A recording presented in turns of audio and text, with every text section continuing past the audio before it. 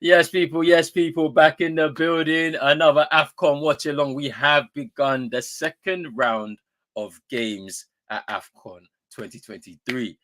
Obviously, earlier there was the game in Group A between Guinea-Bissau and Equatorial Guinea, which ended in a 4-2 victory for Equatorial Guinea. Emilio Ensue with the hat trick, the first hat trick of the tournament as well. But now we move on to a big clash between a couple of Africa's giants here. You know, the host, Côte d'Ivoire, Ivory Coast taking on the Super Eagles of Nigeria, Les Elephants. Hey, they wanna make sure they get a second win in the tournament to potentially book their place already into the last 16. Whereas Nigeria have to bounce back after a disappointing draw with Equatorial Guinea by their standards. I wouldn't say it's disappointing for anybody. At the end of the day, this is AFCON, but by their standards and the team that they have, they would have expected to win that game. They have an opportunity to win today to really reset the balance of the group. However, if they don't get the victory today, it might be looking kind of peak for them to get through to the next round because of the fact that Equatorial Guinea have won today and have 4 points. You know, so it should be interesting. CM, what you saying, man? You good? Bro, big up yourself. Welcome back. Shout out to everybody in the chat as well. I'm telling you now, I feel like this is a must win for the Super Eagles, bro. Because, like you said, 4 points for Equatorial Guinea. Ivory Coast already have 3 points on the board after beating Guinea Bissau in their opening fixture. So I feel like Nigeria, especially with how wasteful they were in front of goal in the first game, 1-1 draw against Equatorial Guinea, they have to come out today. They have to be clinical. And, for all that's being said about their attack, they have to be a little more solid defensively as well. So it's Yeah. going to be interesting to see how they make their adjustments in this game against good opposition, against the host. You know what I mean? So it's going to be a fiery encounter. Both teams going for it, I feel like. And I don't know. I can't predict where this game is going, bro. Yeah, it's tough. I mean, let's look into the lineups real quick before they actually begin to kick off. The teams are coming out onto the field of play. For me anyway. People might Yeah, be a yeah, bit yeah. ahead, I guess. But if we go into the lineups here, let me just make that a bit bigger. So for the Cote d'Ivoire, you've got Fofana in goal, and just alluding to what CM was saying, there looks to be a defensive change already, right? So they're deciding to go with a three at the back, and it's Mm. Indika, Diamande, and Hussein Conan as the back three, with Seko Fofana in front of them, which is interesting. I think it's going to be the other way around. I think it's going to be Yeah. Sangare sitting and Fofana in Sangare's place. But for some reason, Google don't seem to get these things right. But that's on them, not on us. And then in front of them, I believe it's going to be a Serge Aurier, Fofana, Kessie, and Kouame there. So Kouame and Aurier will be the wing backs effectively here. Um, having to get up and down the pitch to be able to make sure that defensively they're helping out their three centre backs and also going forward providing some well needed bodies going forward for attack. And then the front two will be Jeremy Boga and um Crasso, where Crasso obviously coming off the back of a really good performance in the opening game will be looking to add to his exploits in front of goal. Jeremy Boga, tricky customer, should be very very interesting. I'll run through the Nigeria team and then, bro, I'll hand it over to you to discuss what you think is going to happen between the two sides based on what we see. So Mwabili is in goal for Nigeria. They've got a back four of Sanusi, Trust Ikong, Ajayi, and Ola Aina. In front of those four, they have Calvin Bassey and Frank Onyeka. And in front of those two, you've got Chukwueze, who I was expected to start in this game after his impact off the bench. On the left-hand side, Lookman on the right, and it will be in the 10, which was what we were also saying needed to happen in that game against Equatorial Guinea. And obviously, Victor Osimhen is up front. Now, CM, give me your thoughts on the two teams. It's interesting to see that Ivory Coast have changed shape. And like you said, definitely expect Sangare to go into that deeper midfield role with the way Fofana impacted the game yesterday with Frank Kessie going forward in the midfield. they're gonna be a massive threat. Now having those two wing backs on either side is gonna be an interesting dynamic. Potentially defensively, they offer a few more numbers for the attacking threats of Nigeria. Serge Aurier, I know last time you spoke about him. Is he a good defender? Is he not? He's kind of a reckless player at best. So Mm, he's gonna have a big performance out here, and he's one of the leaders of this side, no less. Jean-Philippe Crasso needs to follow up from what he did last game. I thought he was pretty solid, took his goal well.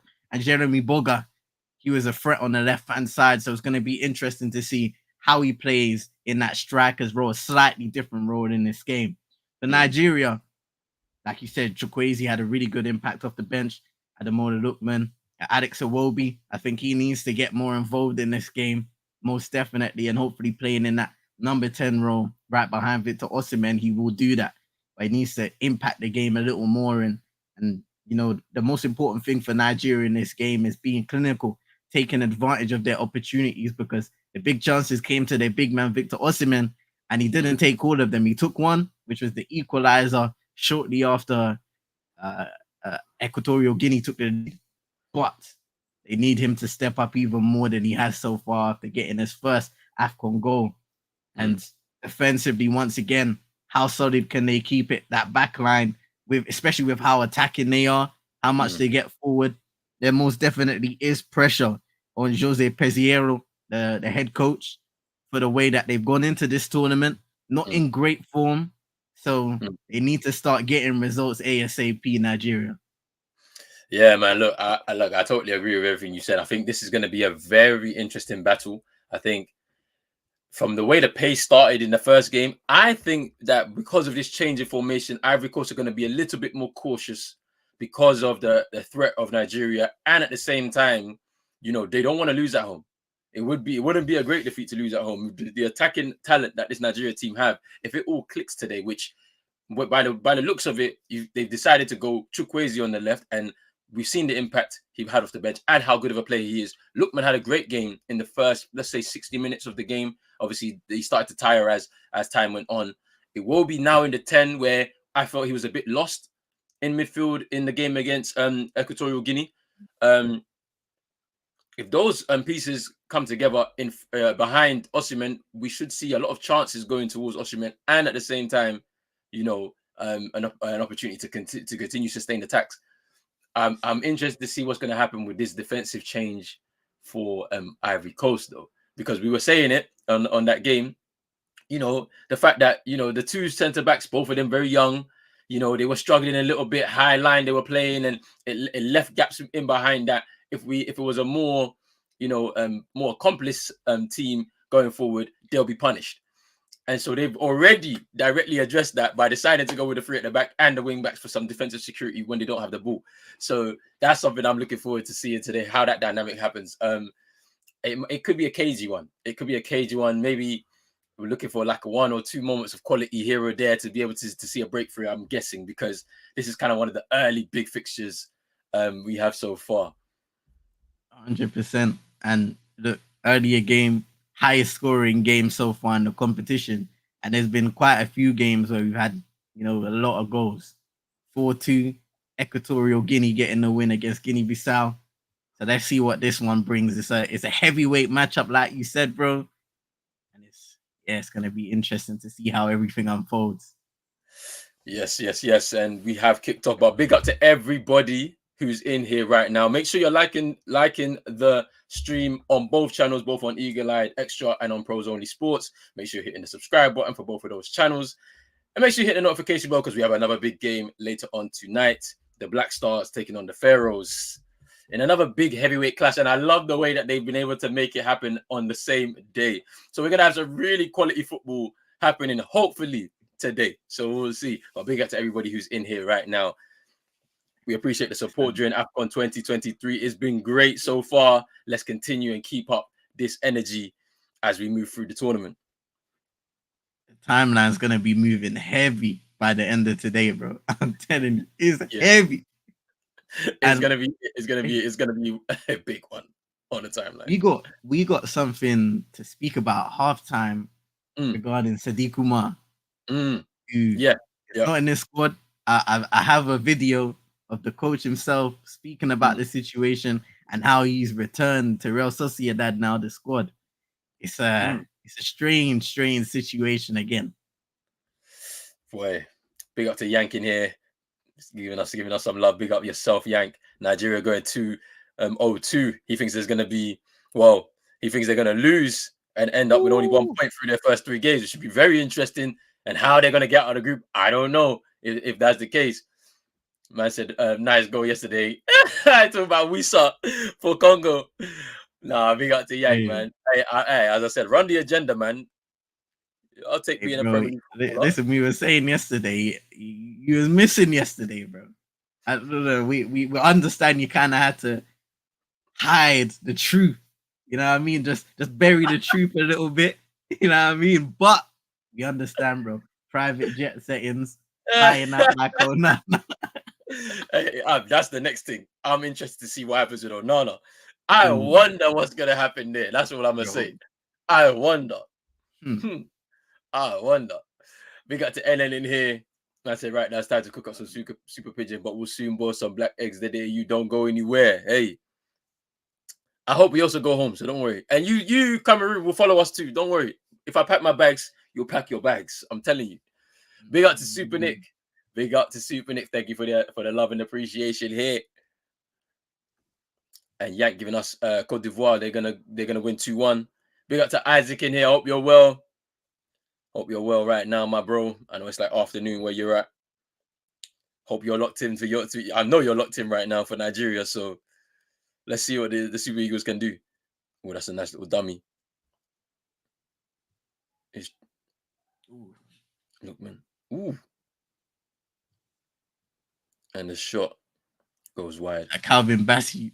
Wait. What minute are you on, bro? 3 minutes 11. Oh my. Wait. I'm like almost 4 minutes now, bro. Oh, okay. Wait. Let me see if I can do that. These people, man. They don't give us the basic functions of being able to rewind, man. Yeah, like I tried to move it forward a little bit. Now it's on like 3:44. Alright, cool. I'm like 4:20. That's fine. That's no problem. React how you want to react. I don't mind. That's all.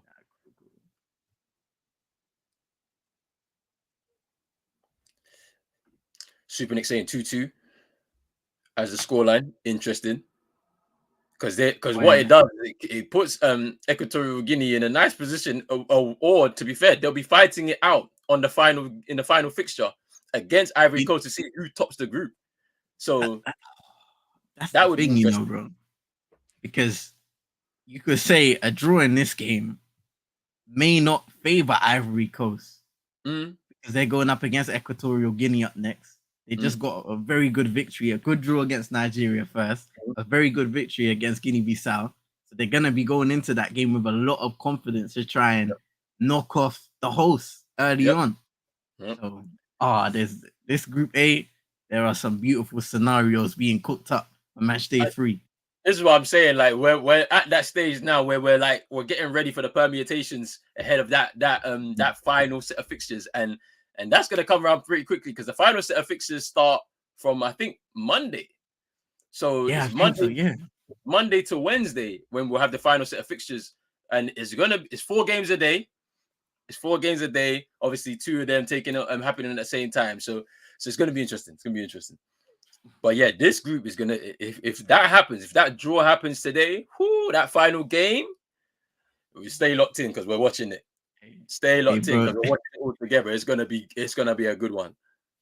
On Monday, the allegations are gonna be strong, man. I'm hoping that I'm gonna be blessed, bro. I'm hoping I'm gonna be blessed. I need to be there, bro. But yeah, I mean, I think because the games are gonna be 5 and 8. I'll be there for most of them. I think potentially Tuesday will be a bit sticky for me, depending because I'm up north again. So we'll see. Okay. We'll see. The Guinea derby was insane earlier. Big up to Kendall. The UK Pat saying if Nigeria lose 1, they're collapsed 2 I'm gonna say celebrate for my African team winning. Big up Guarin as well. Hope you're well. What's up with you? Hope you're good. Afcon hat trick, says Kendor. Yes, Emilio in the last game against Guinea-Bissau for Equatorial Guinea getting a hat trick. Obviously, he is the country's top scorer, so he's continuing to extend that as well, which is big for him. And Yank is saying that Ghana's winning 3-2 today. Speak it into existence. I said the same thing yesterday on the Zambia stream. We're not winning anything. I'm sorry. I have no belief in my team. That's a nice ball. Osimhen's in! Over the bar! The allegations are allegationing right now for Victor Osimhen. It's a tough one to control on his left foot. Let's see how it transpires. I think it's... Nah. How my stream frozen, bro? Anyway, Chukwueze plays him in. Osimhen may have been offside. I'm not too sure. But as he runs through on goal, the ball's bouncing up and down, and he just has to control that a little better. I've just seen it now. It's a big chance. He's got to get on target at least. I'm sorry. For sure. I had to refresh my screen. The whole screen just froze. It's a good run by Osimhen. Good ball. That first touch wasn't great because you want the touch to just be a little bit slightly ahead of you and away from the defender in Serge Aurier, just so you know that he ain't got him on his shoulder. But even still, got to get on target. Ooh. A little mix-up defensively. Oh. Sanusi and Bali.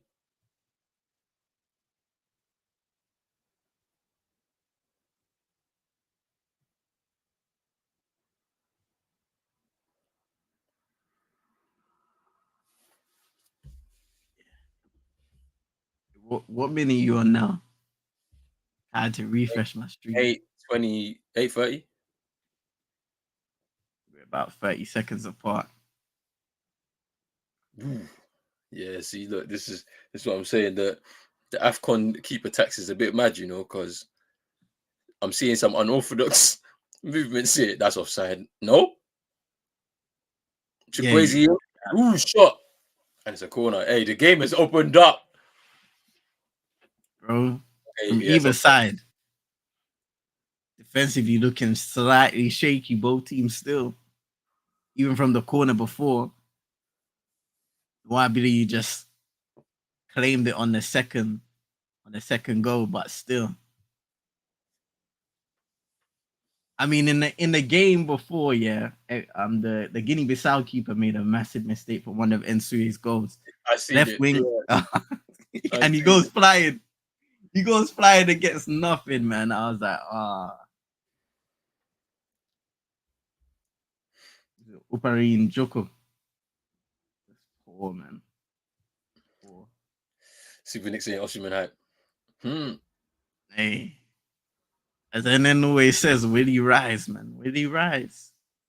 Because that's the thing. It's like there's been a lot of hype on his name ahead of this tournament.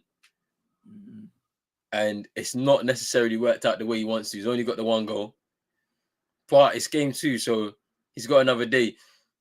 But if he doesn't affect today's game, it's going to be difficult for him to really get something out of this tournament. He'll be looking for one of those best third place as the nation too. Nigeria, they'll be looking for one of the best third place spots. If he doesn't do well in this tournament, what do you think that does to the perception of Osimhen as a player? I think it's tough. Like after the first real major tournament of his career, to kind of cast a real big judgment on him in terms of whether he's that type of player. I think also Afcon is probably one of the more difficult tournaments for the top players to really establish themselves. Like especially now we've spoken about the trend of these kind of smaller nations now imposing themselves on the tournament now on the continent just generally. It's harder for these top players to be able to really establish themselves, and you've got such a short space and short window to be able to do it in. you know, a 24-team tournament doesn't give you 3 or 4 days rest. You know what I'm saying? During the group stage to be able to recover and then get yourself ready for your next game. So, you know, that's always a tough thing. And then obviously it being during the middle of your season as well can make it a bit tough too, when you're having to change climate.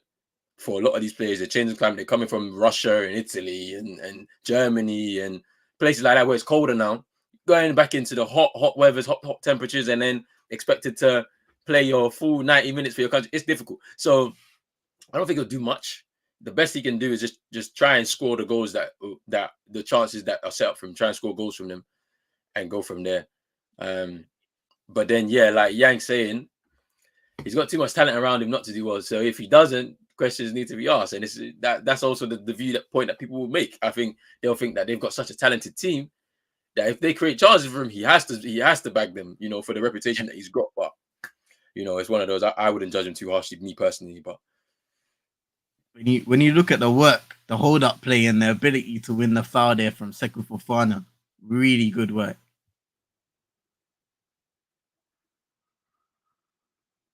Crowd loved it as well, man. It's good work. It's good work from Fofana. Now, it's also interesting, obviously, because he plays in Saudi, right? That this is the other advantage to playing in a lesser league, for example, where because of that, you get to conserve energy. You get to conserve energy to the point where, you know, you can come into a major tournament like this and perform like Sekou Fofana is doing right now. That's the other advantage of, you know, being a youngish, you know, a youngish type of player going out there, you know, to a lesser league and not putting your body through some of the rigors that it would in like one of these other type of leagues, you know. So it's an interesting balance for me. Do you think with the opposite thing now, where you know you have certain players playing in the top leagues around Europe or wherever, they'll probably be a little reserved when they come to this competition, knowing that, like you said, they're going into a different environment, different climate, so they're trying to manage their bodies throughout the tournament, hoping that they get into the latter stages and then they can exert a bit more. So if you remember how Mo Salah played in the last tournament, where it was a pretty subdued group stage by his standards, right? Obviously, we know that it's a bit different. He was playing in a different position. He was playing up front, and the hopes of the country are still on him right now, but they were on him at that point. And he didn't really start coming into his own until they hit the knockout stages and then got them to a final, right? Or at least helped them get to a final. Big chance! Straight into the keeper's hands. Sorry, bro. No problem. Got a long range, and I think that was Indika who ended up in the area, left foot strike into the ground and straight into Noah Billy's hands. Danger averted for now for Nigeria.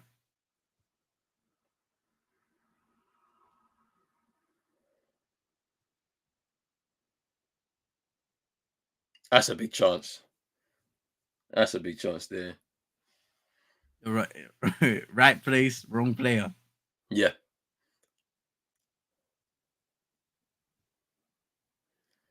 Wow.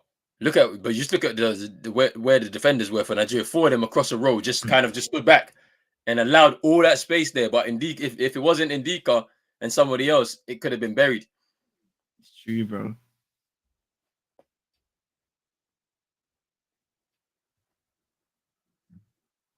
And this game is on was it Sky Sports Football for me? And then the game, and then the game later is on BBC, right? Yeah, it's on BBC. Yeah, which okay. I'll be happy to go. I'll be happy to switch over to that when the time comes, because watching this on my phone right now is painful. Man, it's painful. At least you can slap up the iPlayer, whatever you need on the big screen, man. Cool. Big up to Manj as well in here. Oh, sorry. Big up Manj in here. Hope you're well. Yes, sir. Indika is half Cameroonian. I didn't know that. It's interesting. It's interesting. Blame Samuel Eto'o for not convincing him to come and play for your country, bro.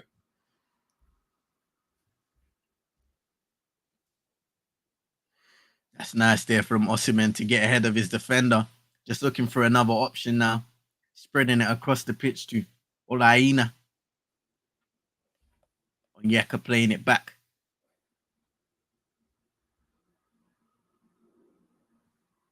Nigeria just settling in possession in Côte d'Ivoire's half now. But the press is good. Pushes Alex Iwobi all the way back.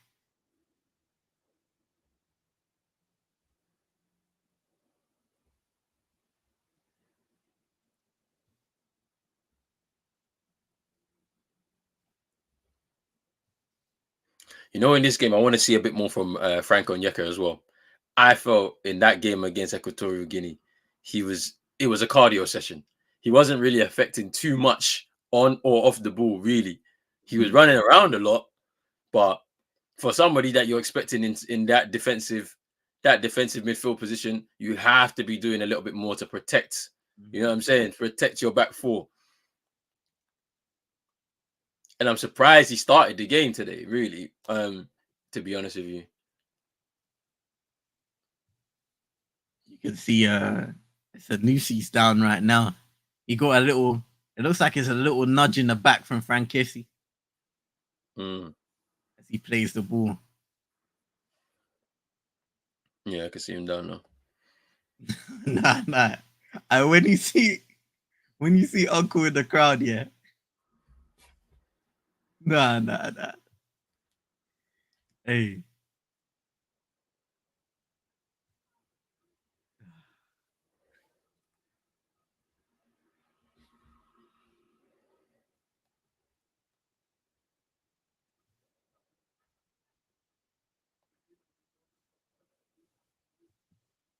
Hey.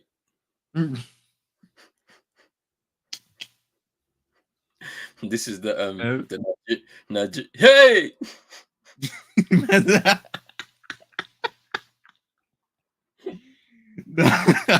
That's the Nigerian version of in Newcastle when there's a man. Yeah. Hey, that man are mad, doing up all of that in minus weathers. We're seeing a brother right now, yeah, he's wearing shorts, no shirt, no nothing, fam, and he'll walk to the stadium there and back. Bro, it's crazy.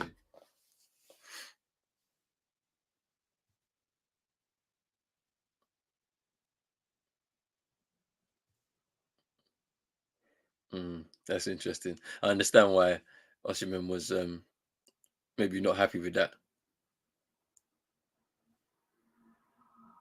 Both of them were holding each other's shirts. Yeah, it's true. Man. It's not the first time both of them have been involved in a battle in this game, so we might have to watch that. It's a big test for Diomande, only 20 years old, going up against one of the world's most coveted strikers right now.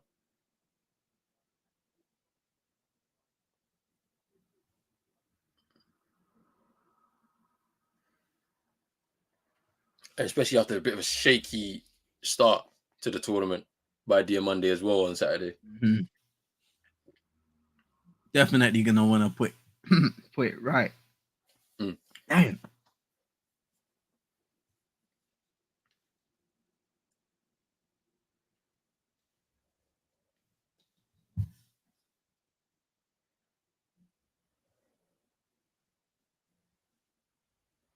Shout out to UK Pat in the cut as I was saying, did you see the brother acting Michael Jackson yesterday or the day before? I don't remember. What game was it? I said Michael Jackson, yeah. Yesterday or the day before. I don't remember seeing that.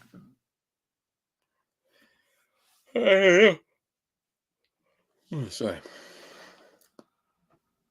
Hey, we got Moss in the cut. Big up yourself. Big up Moss. Good day, chat. Come on, man. Hope you're doing well. Saying Equatorial Guinea 4-2 and Sue hat trick. They are a problem. They are, man. Quarter-finalists last time out. I believe that, yeah, they were quarter-finalists last time out. I think they lost to Egypt eventually, if I'm not mistaken. Ball in there. Osimhen tries to go for the overhead, but it's blocked instantly. A lot of battles going on, and here comes Sekou Fofana. A lot of space here for Ivory Coast in the front line. Here's Crasso, tries to get it across and is cut out crucially by Ekong. And now here comes Nigeria. Ademola Lookman cutting inside, playing it across, touched by Chukwueze, and a shot blocked again.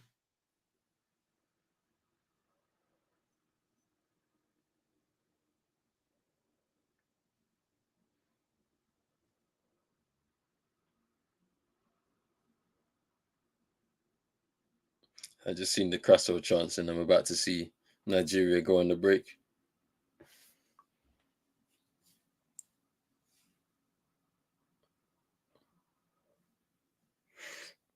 Me, I like the energy that Lookman is bringing to this, though. Like, because he for sure is playing like, okay, I'm here, I've arrived, like, for Nigeria. There's because I could give you examples of players that have switched allegiance just because of the sake of switching allegiance, because they wanted to be represented by they want to represent a nation internationally. But at least he's showing effort, and what he wants to bring to this team. He's showing his game. Like it's important, man, to that it's not just about, you know, having the paper and putting on the shirt. Like, it's also about how you perform on the pitch. Nah, that's very true, bro. Very true. Put the ball into the area now, and you kind of bounces up Chukwueze, and he doesn't even know about it in a very good area in the box. Must saying that Nigeria, Osimhen worth more than any. He needs finishing help too. Yank saying, if you could grab one player from each team, or who are you taking? Oof, there's a lot of talent. There's a lot of talent, man. I won't lie. There's a lot of talent. I mean, you're gonna people will say the obvious ones, innit? For the Ivory Coast, you got Diamonde and Ndika. To be fair, both of them are highly sought after kind of defenders across Europe.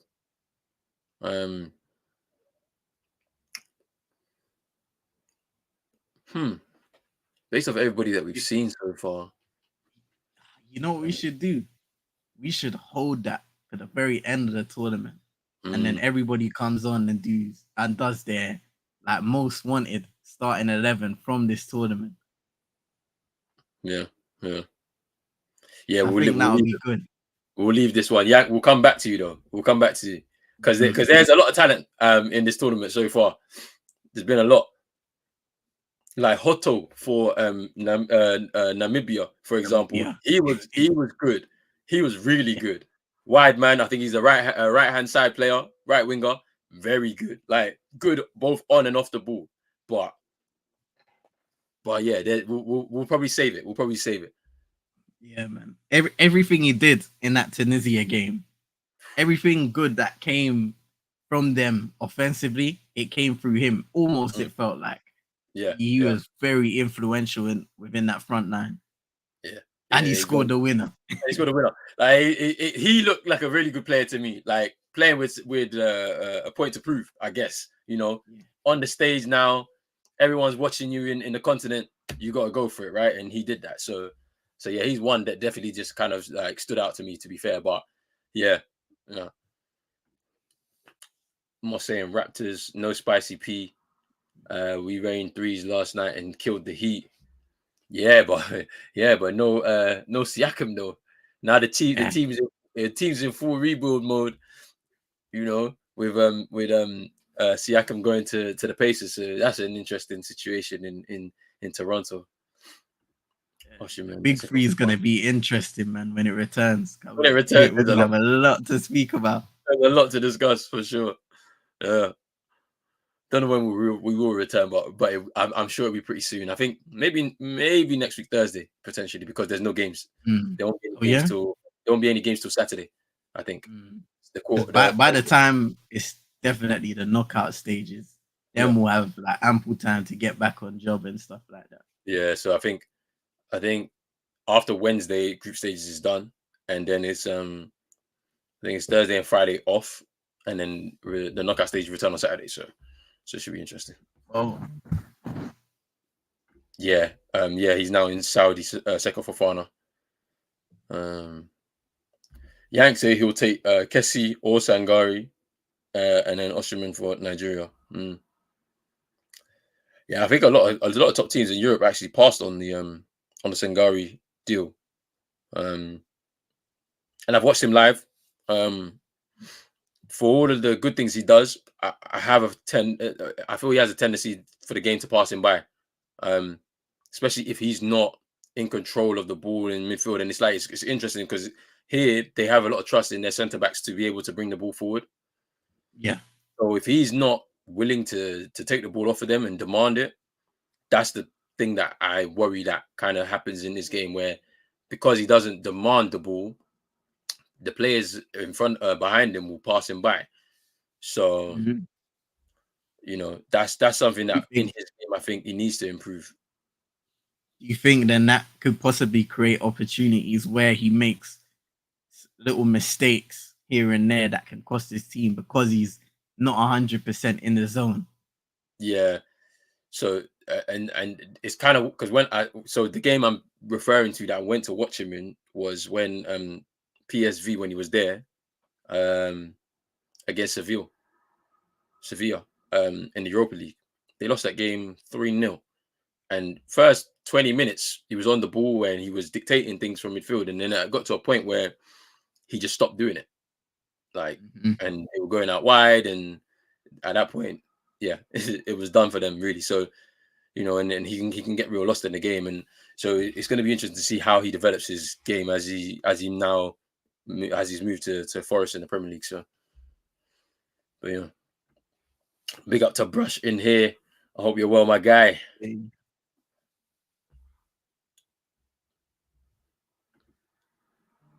Some of the Mali players impressed you?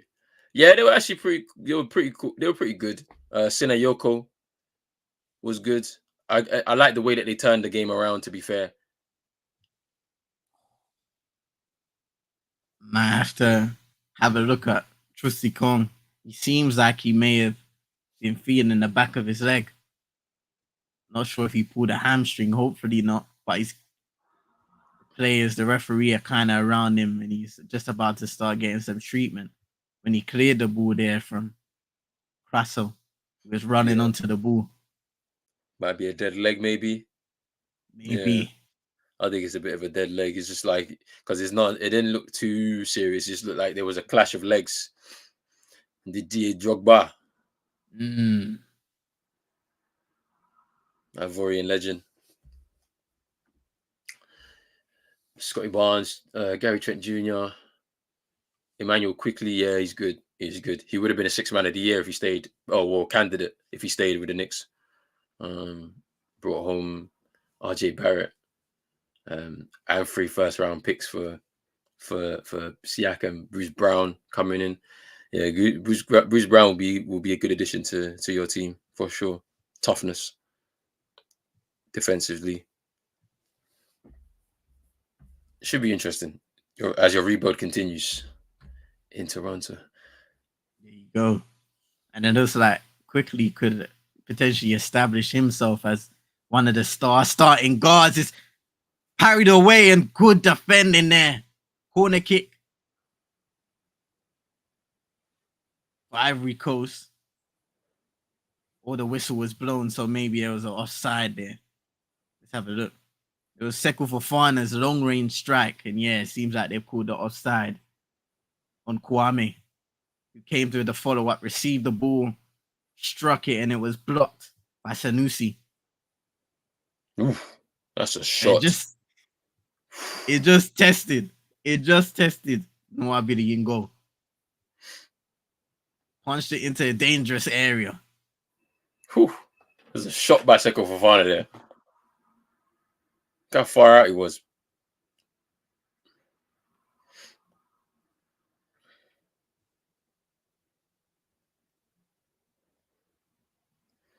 Yeah, nah.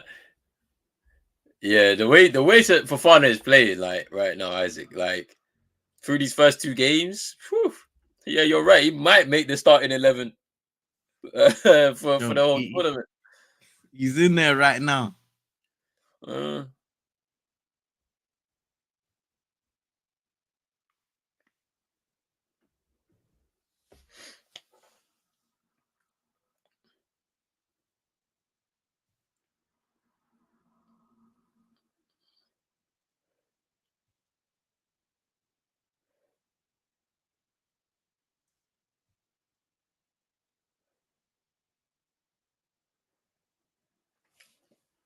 See, it's a corner on my side to So Nigeria.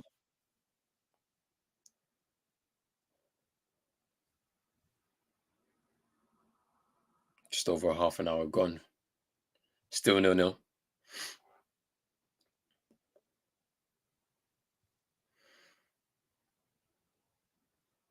the other kind of controversial decision in the Equatorial Guinea-Bissau game was the penalty that got overturned Yes, for Guinea-Bissau, yes, which could have absolutely turned the game on its head if yes. they were to go 2-1 up.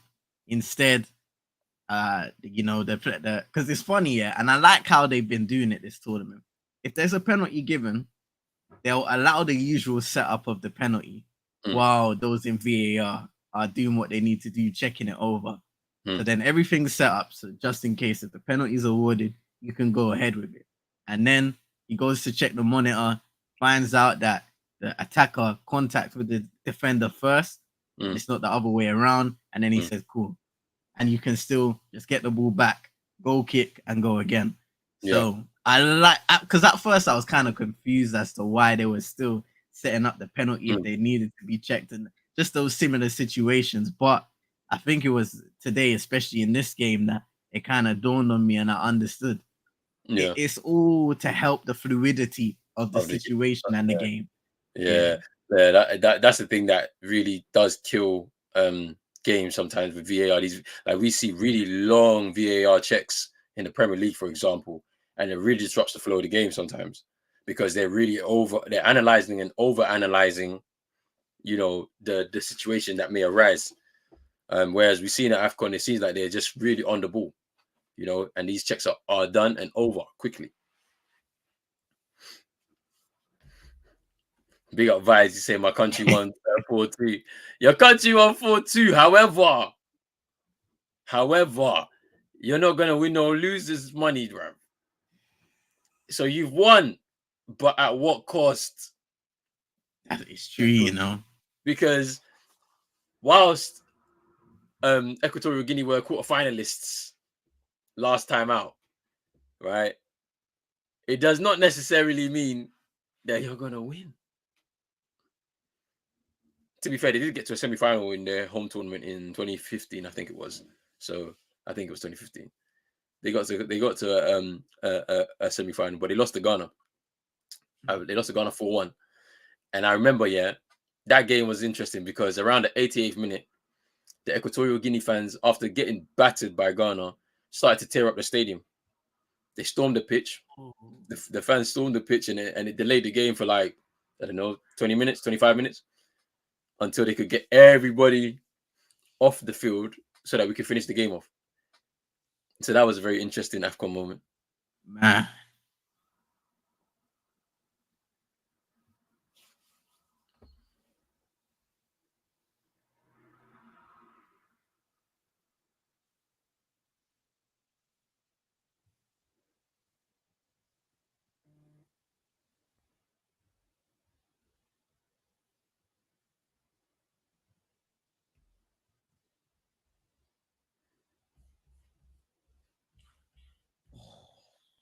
Great opportunity just now from the cross. Adamola Lookman delivers, and Ajayi just leaps up there, finds himself with a free header, and it goes over the bar. He's contested by Sangare, and I think he slightly puts him off by giving him a little shove in the area.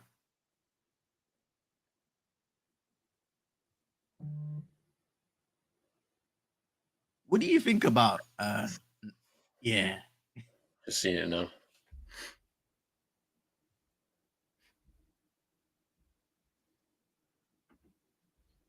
He said Sweet over Osman.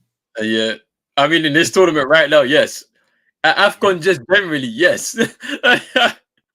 Like it is so funny though, like because just because the way this tournament is and like just football and the rigors of it, Osimhen might not have the greatest Afcon career. You just don't know. Like you just never know. Like it's interesting. That's what I say.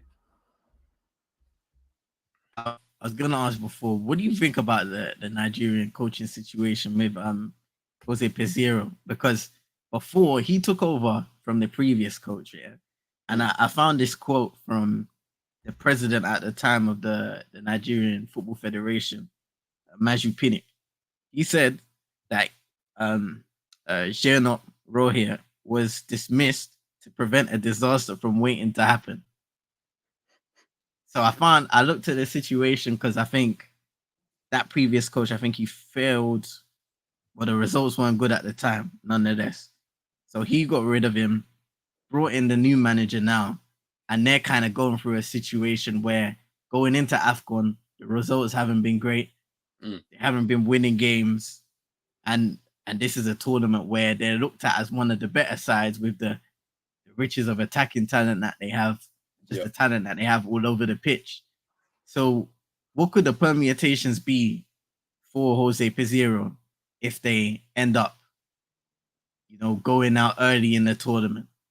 They'll sack him. The reason why I say that is because they have to look at their coaching situation. It's not been great for some time, right? Like because this would be their third coach in the space of a year, maybe. So, but they're gonna have to continue to sack managers until they get it right, in my opinion. But I'm not surprised by it, to be honest with you. Nigeria's coaching situation has been like this for some time, and the politics of the FAs, the corruption that we've continually mentioned, is the reason why they struggle with coaching and getting the right type of coaches in. They've got the playing side of it correct. They've got the liaison with trying to bridge the gap between bringing in players from abroad and those that were born in Nigeria and try and blending them together. Yeah. But the coaching side of things is where they're failing at, in my opinion. And just remembered now, when I was reading up about that situation, the previous coach, because the way it works is, so they'll pay the coach, but they also have the sponsors helping out with paying the coaches as well. So they were actually a massive influence in wanting him to leave and get rid of him because they were unhappy with the returns that they were getting on the football pitch. Now, this head coach, he initially came in for the highest ever wages for a Nigerian coach, and then he re-signed a new contract extension where he had to take a pay cut. So it could be one of those situations again. And I always find that dynamic very interesting where it's like, so you have the federation and then you have the federation sponsors also heavily involved in the decision making because they are the investors. Yeah, like and this is where it just muddies the waters, right? Like, but to be fair, that kind of happens at international level a lot, where if it's not let's say a business sponsoring, it's a charity potentially sponsoring. So, and then for some of the bigger nations, like for England, for example, the money that the players receive in bonuses, the manager receives in bonuses, they don't take that money. They give it to charity. Anyway, they give it back to the charity essentially that they got it from. So, like, it's interesting. It's interesting. Big up to everybody that's watching in here. There's 11 of you in here watching right now. Big up to Shay. Big up yourself. Make sure you're hitting that like and subscribe button like he or she said. Yank saying Dijene or Tapsoba. Tapsoba for me, man. I've seen enough to know how good he is, to be honest with you. Yeah, he's quality, man. Composure, ability to play out of the back on ball. His ability to recover as well. He has that extra bit of burst of speed that when you're in moments of trouble, you can get back and really bail you out defensively.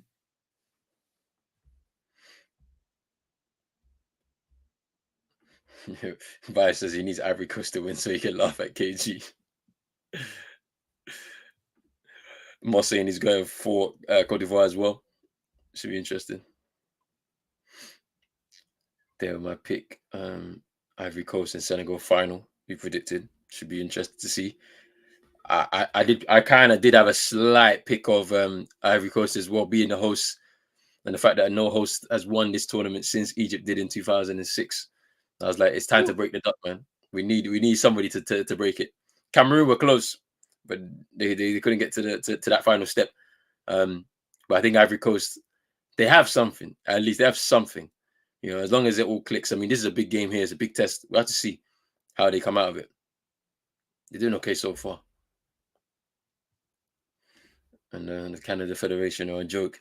A lot of FAs are a joke, Moss, across the world. Even England fans, they complain about their FA. Like, you know what I mean? Like, it's just what it is. International football is difficult. It's difficult to manage expectations of the fans.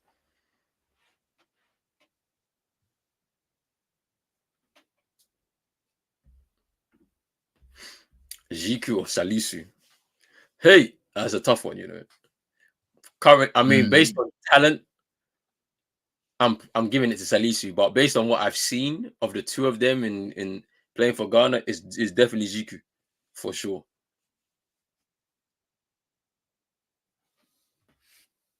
It's second for fun. He ended up being MOTM last game, even though that wasn't much of a honor.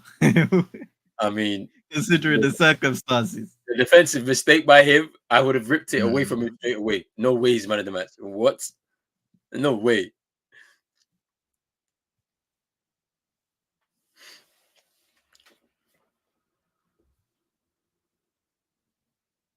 What I love about this game so far is whenever either side picks it up, their first thought is go forward, get forward.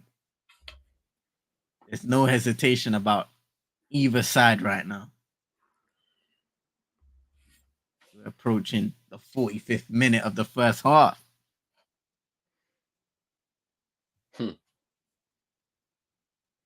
The way this game is currently set up, and that's the thing, both teams have to attack though, bro. Like, just like you're saying, because Nigeria need to win, and Ivory Coast, they would like to win to set up an easy-ish type of game, let's say, in that final fixture. Whilst at the same time, it's not easy because they could end up second. Let's say they lose, they could win today and lose in the game against Equatorial Guinea in their final fixture, and Equatorial Guinea will finish as group winners. They'll finish second, runners up. So it's hard. It's difficult, and they don't want to be in a situation where they're both on the same number of points too. They don't, head into that game. So this is why the game is so open right now.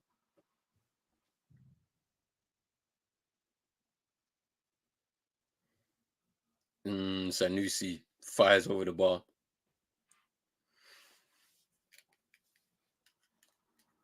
If anything, it's just been that final touch. Both teams haven't had that final touch, that golden moment inside the area or even outside with the strikes. A few half chances here and there. It's a nice turn by Osimhen though.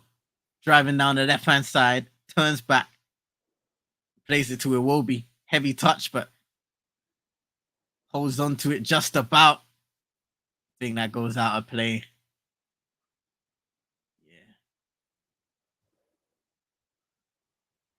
3 minutes of added time at the end of this first half.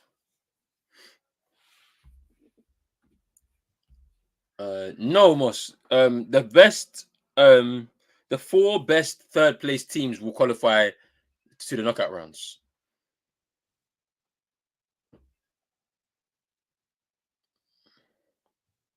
That's how. And do you know how that is determined? So it starts off with points. So if you have the more points you get, you will have a better chance of qualifying. But then if it which usually in those situations, those teams don't have many points. You got teams on 3 or 4, maybe 2 sometimes, and then it starts getting into the more detailed situations of goals, goal difference, goals scored, goals conceded, and even if it gets down to that, it could get down to yellow cards received, red cards received. Like it could be down to discipline too. So, it's not so straightforward, especially as a lot of teams end up third, and then we're thinking about who's above who. I need to actually double check who's currently in that position. Actually, in those third place, I think we'll probably see a little bit more from Saturday onwards. I think when those second games are nailed in. Yeah.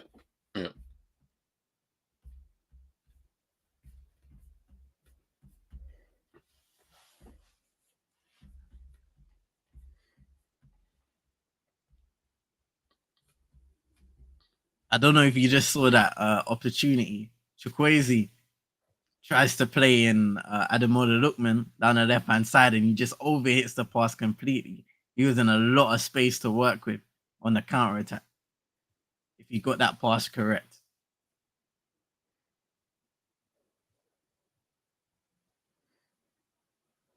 You got the half-time whistle.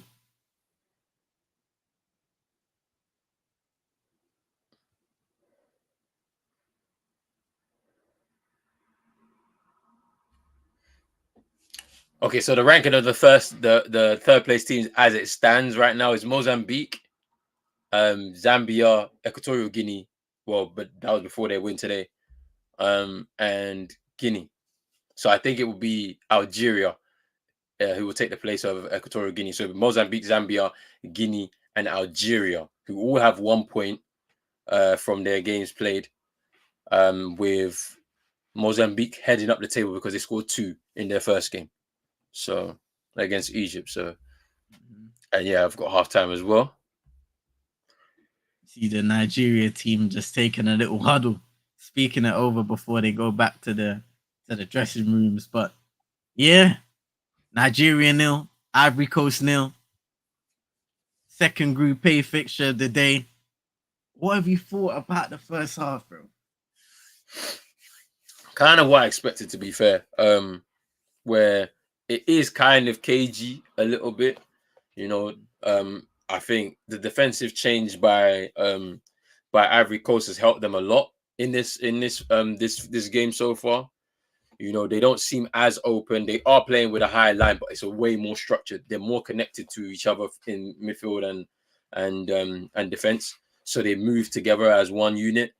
So it's made it more difficult for Nigeria to be able to penetrate in behind, especially when they move with the high line. So I think Ivory Coast have been wasteful with their chances as well in front of goal. They've had some good opportunities with the Fofana shot. I don't know if it was who was it in Dika's shot as well, straight at the keeper. And then from the Nigeria perspective, they've been trying to play towards Osimhen to get him to hold up the ball, but unfortunately the ball's not sticking. Out wide, the end product a little bit is kind of lacking. Want to see a bit more from Iwobi in terms of connecting with Osimhen as well. But at the same time, it is still an open type of game, which we kind of have to expect because both teams need the win to be able to have some sort of mark in this tournament. Otherwise, they'll be finding themselves in a sticky situation as they head into that final game where things become a little bit more cagey. But yeah, it's interesting. This Nigeria team not playing as well as we saw in the first 2 group games of the last tournament. It can happen like that, But yeah, that was my thoughts of the first half. Yeah, man, I agree with you. And what history tells us about this matchup in particular at Afcon is that not a lot of goals are scored, and when they are, the final score ends up to be very tight, like a 1-0 or even a 0-0. So in 1980, it was 0-0 between the two. 1-0 to Nigeria in 1990, and then 1-0 to Ivory Coast in 2008. So even though the game is very open, you kind of feel like the first person to really take that opportunity, it could go a long way for either side. and that may end up to be the match winner. Yeah. So Yeah. it's going to be a very interesting second half to see who can step up when that opportunity does come about. Yeah, that's the thing. This is looking like it's going to be one of those type of games where one goal wins it, and it's just really who's going to take that chance. And based off what we've seen so far, it probably is going to be more likely to be Ivory Coast. But we'll see. We'll see how that changes. I'll definitely say they've been a lot better defensively, though. Sure. Big out to everybody that's watching right now. 14 of you out there. If you haven't already, make sure you're hitting the like button on both streams, on Eagle Eye Extra and on Pros Only Sports. Make sure you're also subscribing to CM22ENT on YouTube. You can see his name right there on the screen. Go search that in YouTube right now. And also on Twitch. And you'll be able to find more content from him too. Make sure you're sharing the streams as well, people, man. Because as you may be watching Afcon and enjoying the tournament, there are plenty other people that may be looking for somebody to cover the tournament for them and have different conversations within the chat, like a lot of the people, Moss, Yank, Vibes, everybody's been having in the chat, speaking about the tournament, some of the top performers, NN in there as well. So, yeah, man, Isaac, just blessings to everybody that's been here so far, because I'm sure there are many, many, many more people that are looking for people who are covering Afcon at a bigger capacity than it is on Sky Sports or one of these mainstream media platforms. So make sure you're sharing both Pros Only Sports and Eagle Eye Extra, people. Big up to Rich as well, man. He should be here for the Ghana against that. He'd be a bit mad to miss it, I think. So I think he'll be here tonight. So big up to Rich. He'll be here soon as we cover that next game. Yes, sir. And shout out to Bath Time in the Gut. Hope you're doing well. Hope your day's been blessed. Appreciate you coming by each and every time. Hope you're doing good, man. And shout out to Yank as well. Super Dick in the Gut.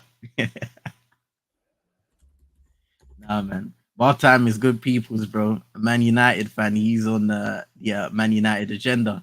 A lot of the covering, all Manchester United news, speaking about the games. And he's a good footballing mind as well, because he's played the game at a certain capacity. So, yeah, man. He's a good guy to have a footballing conversation with. For sure. That's good. Big up to Bath Time.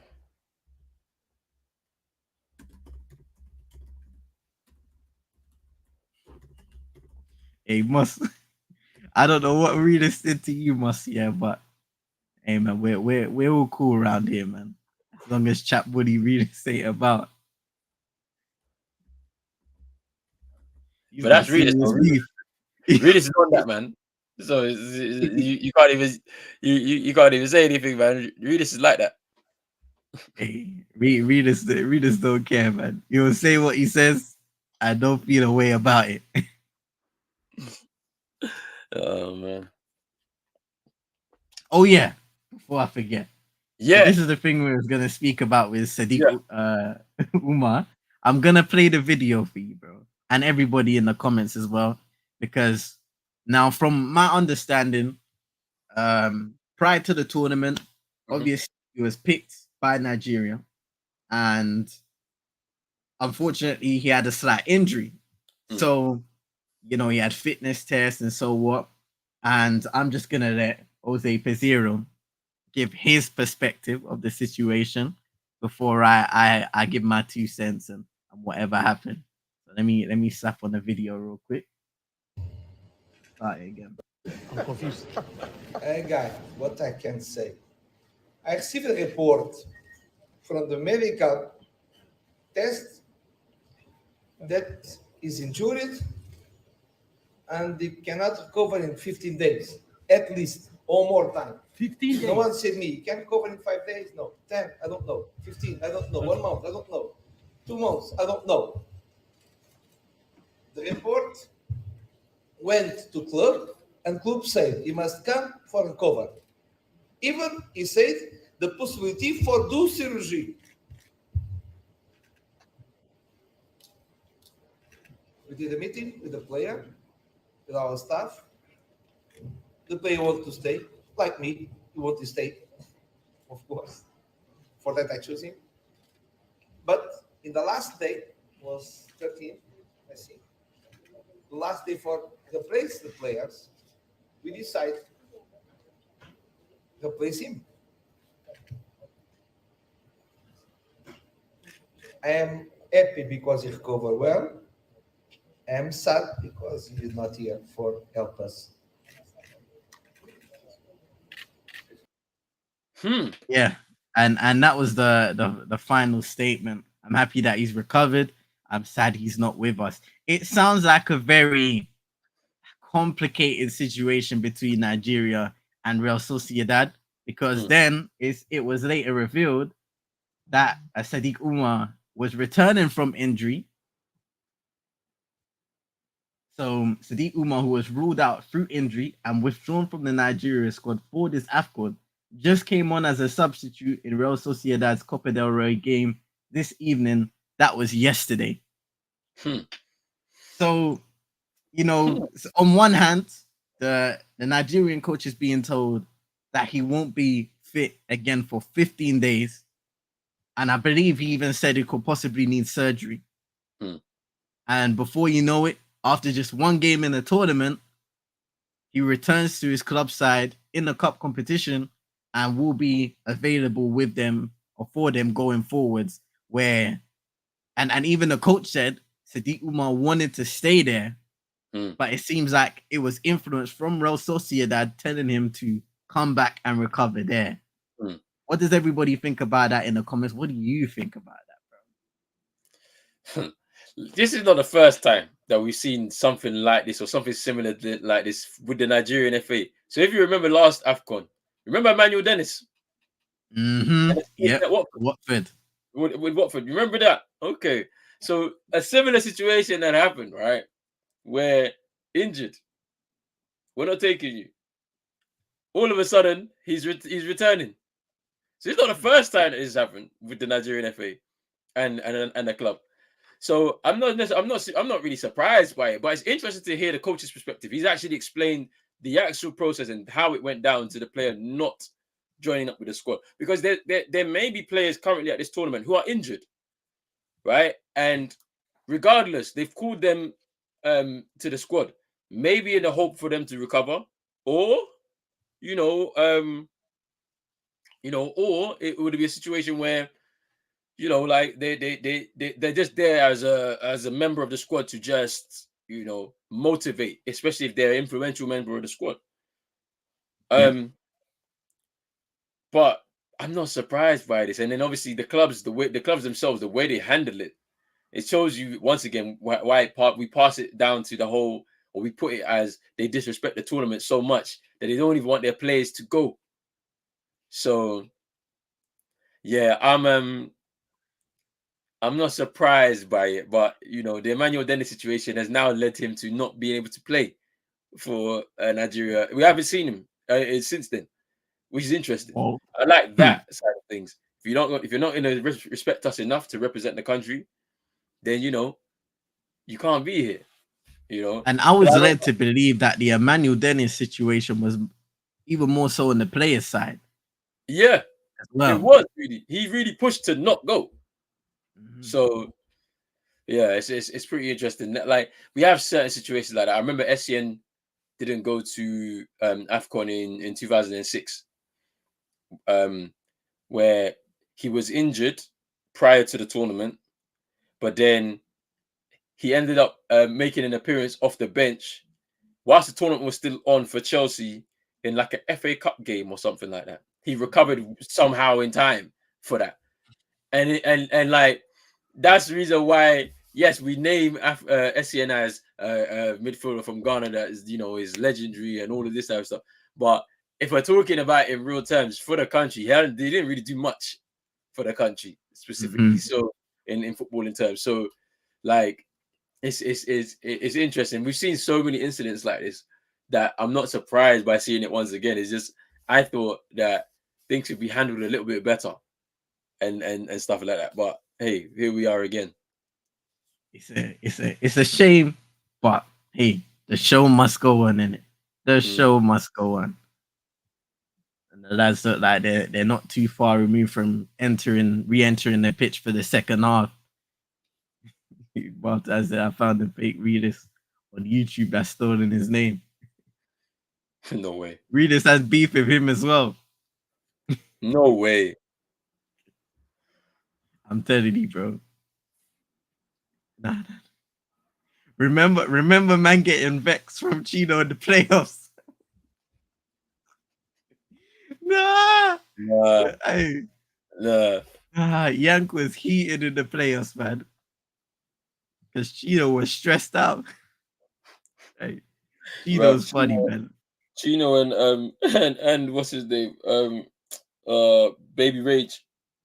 Oh, yo, those playoff games. Hey, they were came on stream. Remember, he came on stream from the arena, bro. Yeah, it was too funny, man. It was too funny.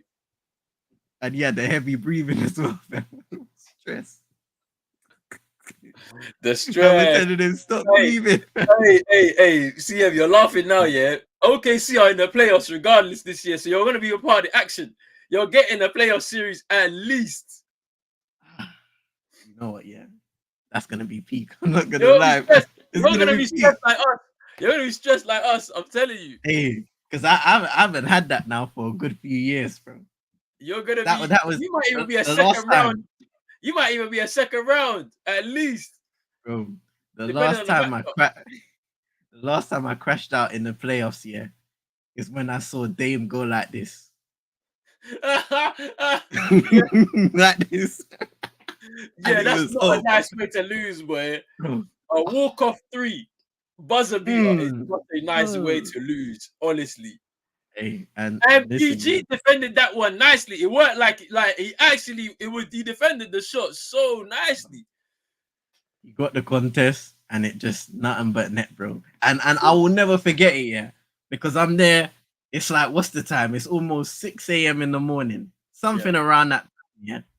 And I glance at my phone. I see a notification that says Damian Lillard 3-pointer. And then I look up to my screen and I see the shot seconds after. I was like, I'm going to bed, fam. I'm done.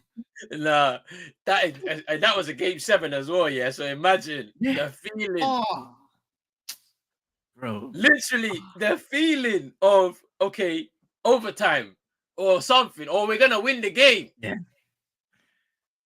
And it just doesn't end up that way. It's crazy. It's crazy. And then you got the PG. It wasn't a good shot. All of that stuff, man. It was just that was the end of an era for real, bro. Big up, Michael. They're not showing the game live here. I don't know where you are in the world, Michael, but wherever you are in the world, if you let us know, we can maybe point you in the right direction of showing where they're showing the game. We can't show the game on YouTube, unfortunately, because of copyright. If we put the game on the screen right now, they'll take the channel down instantly. So, unfortunately, we're only going to give you commentary. We are watching the games ourselves, and everybody that you can see in the chat right now, they're also watching the game where they are. But thank you for coming through. Thank you for giving us some support. But let us know where you are watching in the world, and maybe we can point you in the right direction. And the second half has started for me.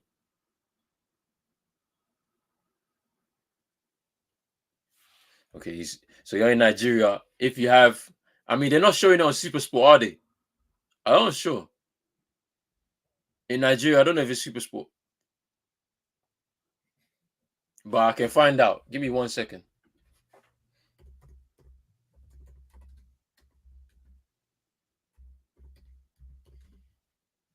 I'm seeing a website that's showing that there should be a Nigeria Television Authority, and that's like the national media channel in Nigeria, and they have like the royalties to broadcast the tournament, so it might be on there.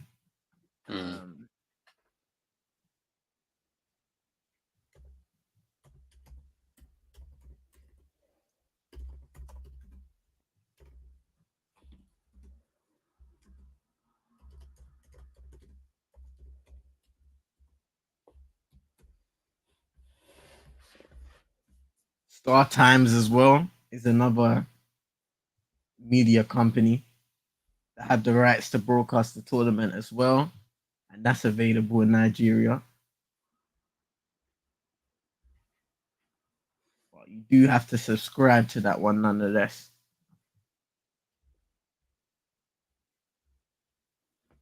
And then they have DSTV, GOTV. Yeah, DSTV might be one Mm. that you could watch it on if you're in Nigeria for sure. New World TV, which is showing the game for free. And then NTA will show it as well in Nigeria. So yeah, you have options. You have options. A must, bro. I don't think CAF is gonna show any games this Afcon after what happened last time around. Yeah, yeah. They were catching copyright strays for their own tournament. Nah, Crazy. but you can see the highlights though.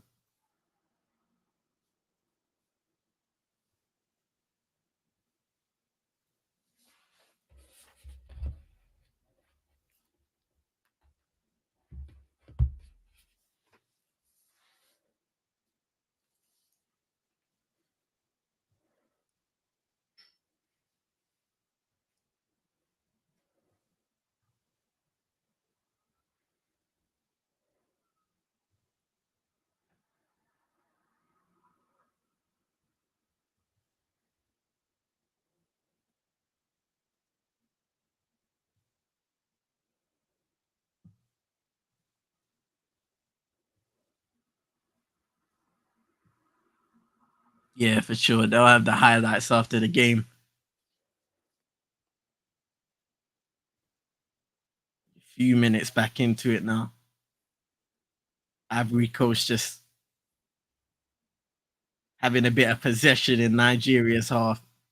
Seeing where the spaces open up, shifting it from one side to the other.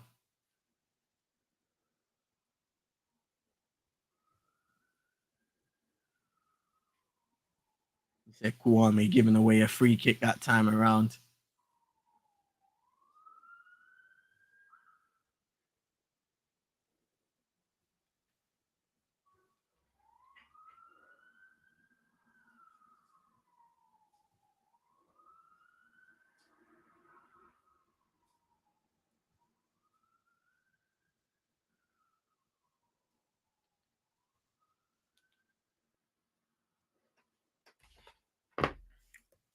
Kwame fouling.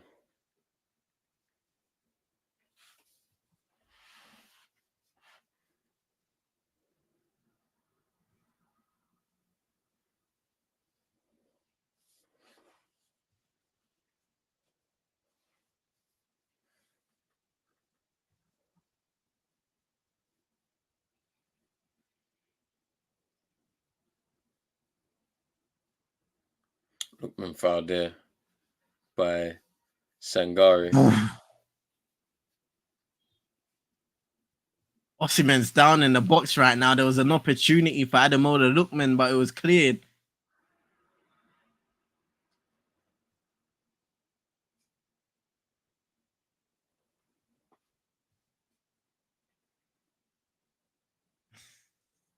They played for a few seconds and then decided to kick the ball out because Osimhen's still down, grabbing his left ankle.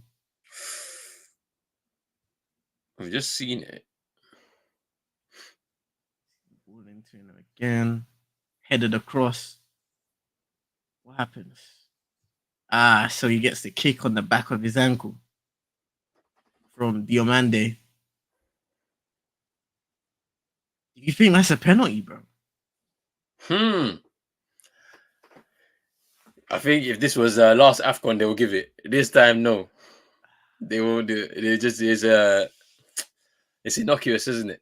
I don't think let's see again. I'll see again. I haven't really seen the replay just yet. They are checking.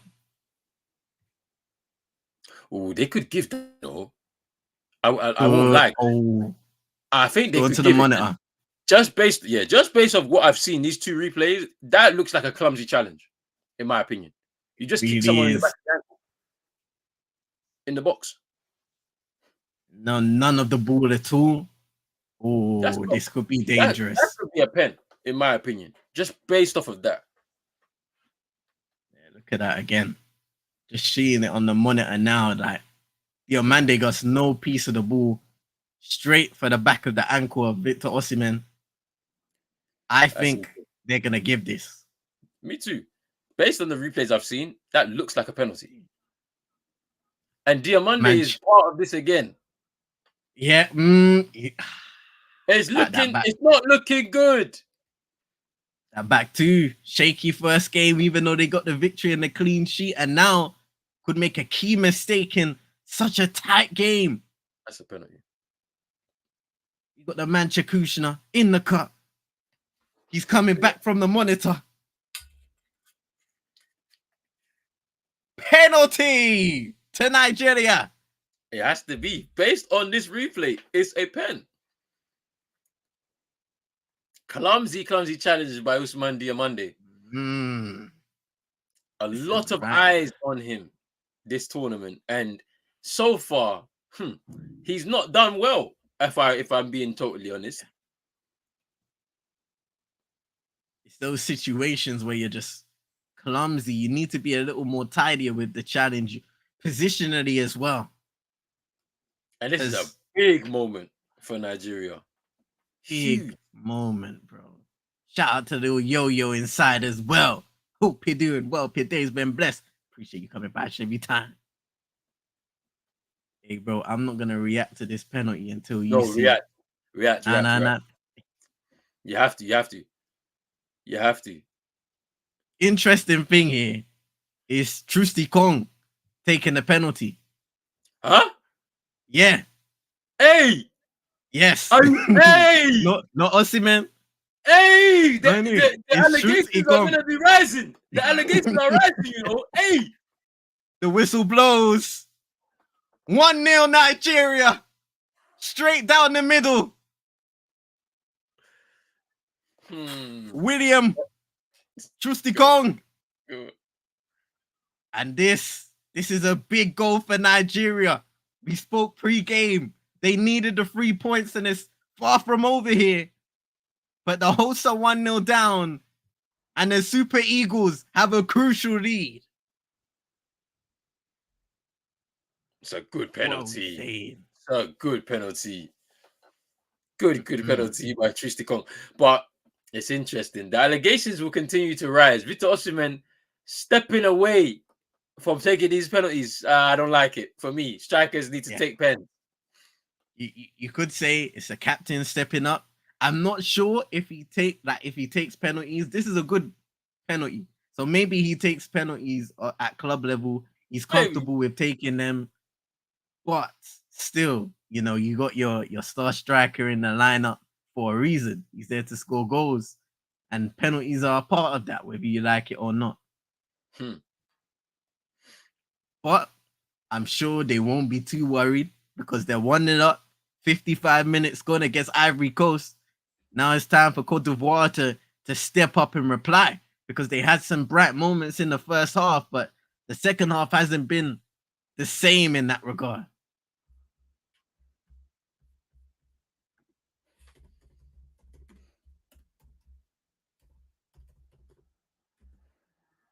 Hey, listen, Mossy, it wasn't Osimhen.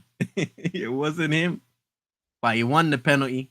And sometimes that's the most important thing because contributing to winning. Manchukution is a proper hater, CTC has a lot of things to say about that, but he's currently on a sabbatical. 130 million buyout clause, no PK coming. No PK. It's a centre back taking the pen. Souping it with some firepower. Was also saying Diomande was unlucky. I think he was clumsy in that situation. Because I understand, you're going for the ball, but in those situations, the striker's definitely gonna be going for it, and legs are gonna be dangling in the area. especially in this day and age where there's footage, there's VAR and evidence that you can pull back. You can't make those intricate little mistakes because, especially when they go on the footage and look back at it, if it's contact on the player, no ball, at least 8 times, 9 times out of 10, that's a penalty kick. Yeah. Yeah, I think it's a pen. I think it's a. I don't even think it's unlucky, to be honest with you. Yeah, seeing Ivory Coast has to pick it up, 100%, bro. But it's also he's inexperienced. He's young. He's 20-year-old centre back. React. Don't react. Hey. Please. Nah, it was a cross into the area from Ivory Coast. I think it was Crasso that time. Olaina was able to get the header away. We're seeing it on the replay again. Okay, Crasso was in the middle. The ball goes over him. Might have been Ore getting the crossing, and then Olaina heads it away. But they did blow a whistle. Just seeing the chance. I think it's offside. Yeah. Good play though.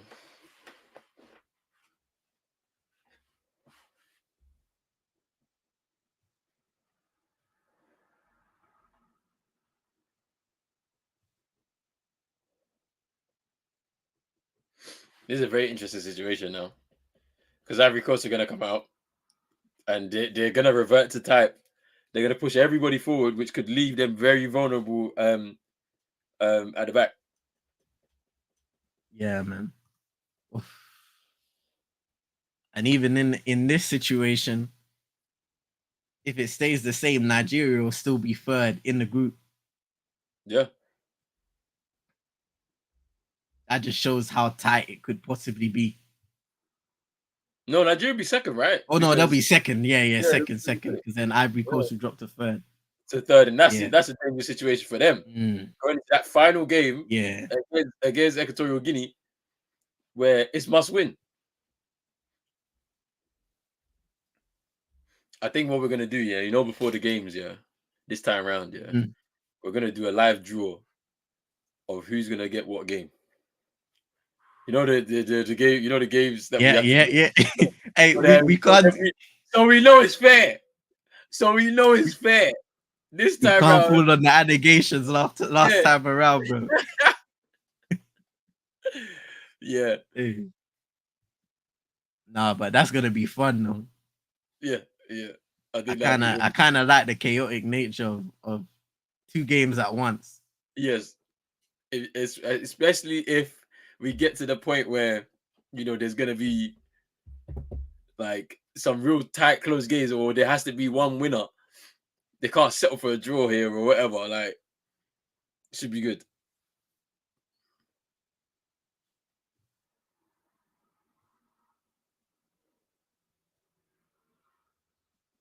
Look at the man chicken. Aussie, man.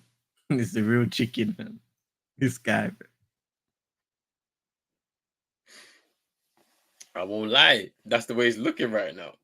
That's all I'm gonna say. Man.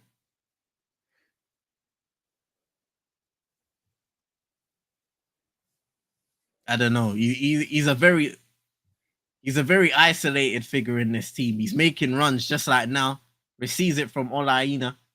He's trying to return it back into the center of the area and it's cleared away by Ndika this time.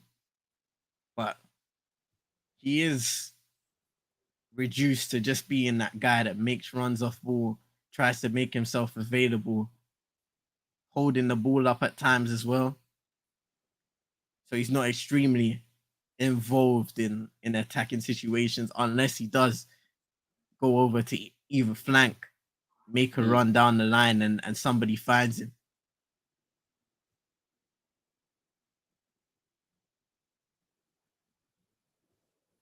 We're going to get a long throw right now, though, from Olaina. Into the area. Osimhen was entering and he goes over the bar.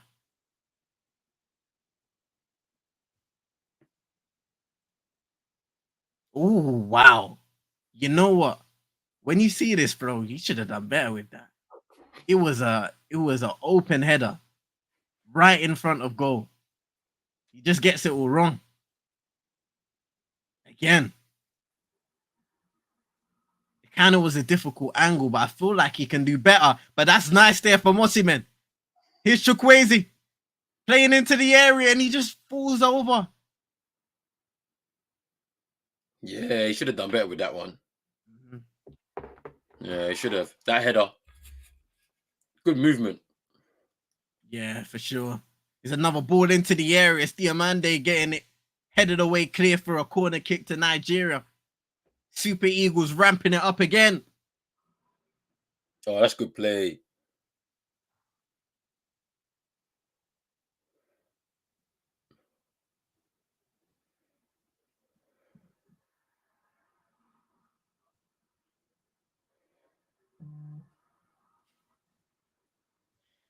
I said Emilio Insue, got him shook.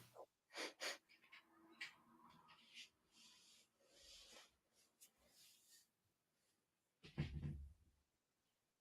I think we got Sergio Aurier down in the area right now, kind of trying to prolong the situation. I feel like, who knows, trying to slow down this Nigeria corner, and he's receiving treatment right in the area. It's like Côte d'Ivoire gonna make a couple substitutes, maybe 3 substitutes very soon. You got Nicolas Pepe there.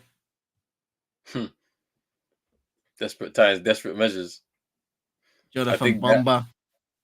I think the change defensively has definitely stunted them in attack, in my opinion. What do you think? Definitely, bro. Definitely. I think they haven't been as fluid as an attacking side as they were in the first game.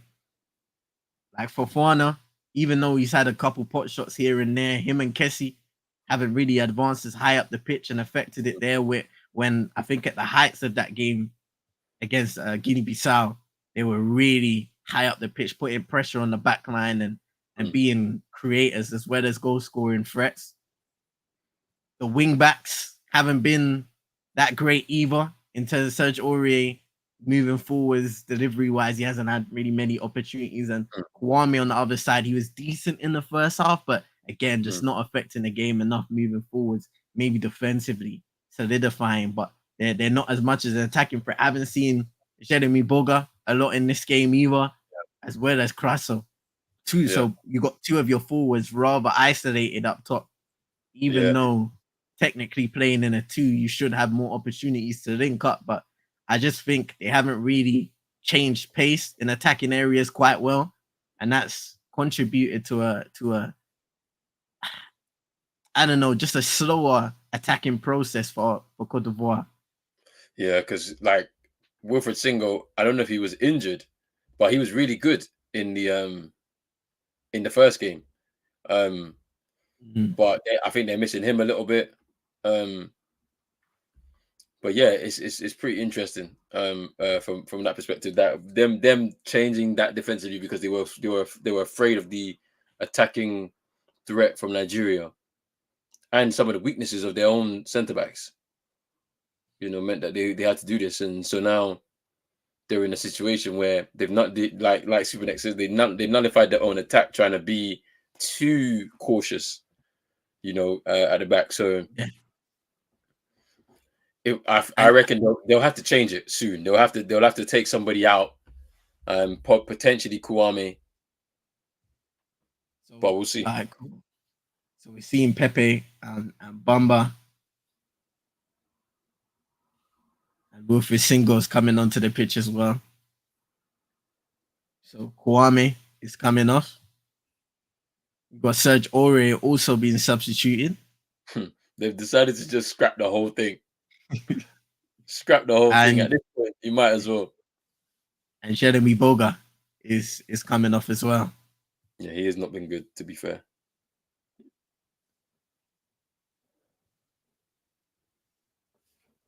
Yeah, Wilfred Singo's coming on. Like because they're gonna the defense that they had, that back four that they had of Conan, Indika, Diamande, and Singo were good. Like to a certain extent, especially going forward. They helped the team to attack. I think I understand why. I do understand why Jean-Louis Gasset made the changes going into this game. But at the same time, is there an element of if it ain't broke, don't fix it? Yeah, like you won. You did win. Like, of course, there were problems, but that's more down to positioning, concentration, you know, and then also sloppiness, like in passes and stuff like that. But to go ahead and change the whole thing, tinkering too much can lead you in these kind of situations, like where now you've lost, you're losing the game, or you could lose the game based off of a bit of cautiousness, based off a few mistakes that were made in the first game. It's true, bro. It's true.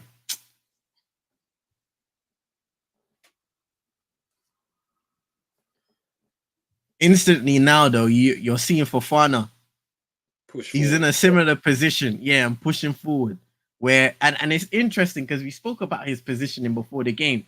He was actually at times the furthest midfielder back Yeah. in the previous formation they were playing, and it's like, okay, but you're not getting the best out of him to get the goal that he did, the opening Yeah. goal after 4 minutes, where he was able to curl it into the area, really good strike.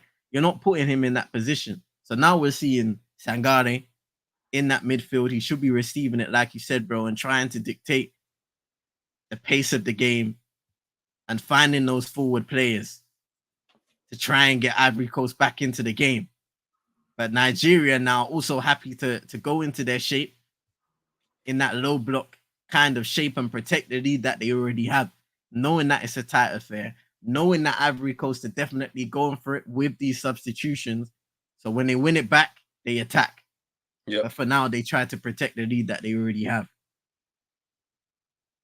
It's going to be interesting these final 22 minutes or so. Mm. Yank say rip it up and start again. Literally. Yank say maybe Pepe and Diakite come on for some attacking threat. I think that was earlier. And shout out to Rich in the cut as well, saying big up, brothers. Big up the chat. Bracing myself for the stress along later. Well, Rich had a listen along yesterday for Crystal Palace. And now we got a stress along, man. It's been a crazy past 2 days. The Sangare just smashes a. Why did he shoot from there, bro?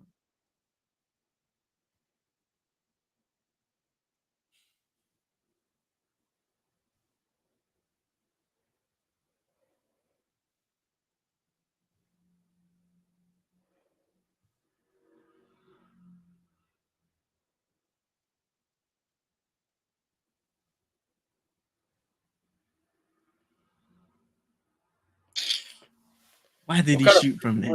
Bro, I'm actually annoyed.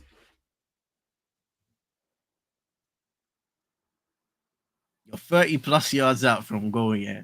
You got centre backs traveling all the way, got forward as a threat, and now they got to walk back because you decided to smash one over the bar. Come on, man. You're chasing the game, and this is what you're doing. You got to make better decisions. It's just ridiculous, man. And we got the cooling break now.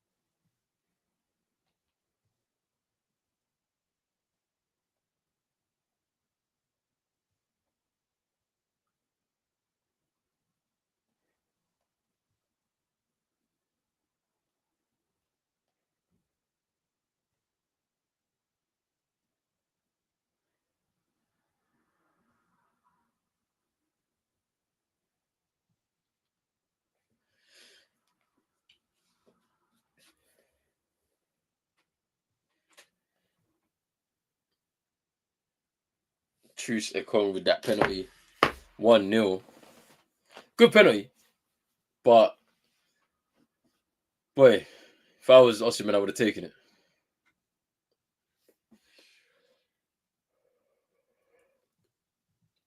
sure a lot of people will be speaking about that moment, but man, just returned from the cooling break now. This is a big final 20 minutes for both sides. Chukwueze off. And Moses Simon on for Nigeria. I believe Ghana and Egypt will be a big scoring match.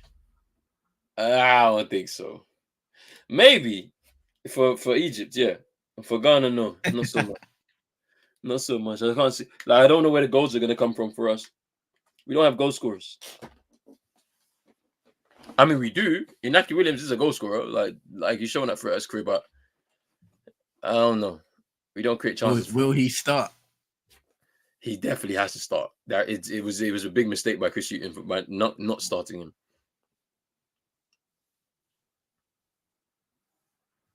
We just have a sequence right there. Nicola Pepe is chasing the balls. Good goalkeeping originally. And then it's played out towards the edge of the area where Fofana has the opportunity to just pick out a strike, try and bend it into the right-hand corner, and it goes wide. Ooh.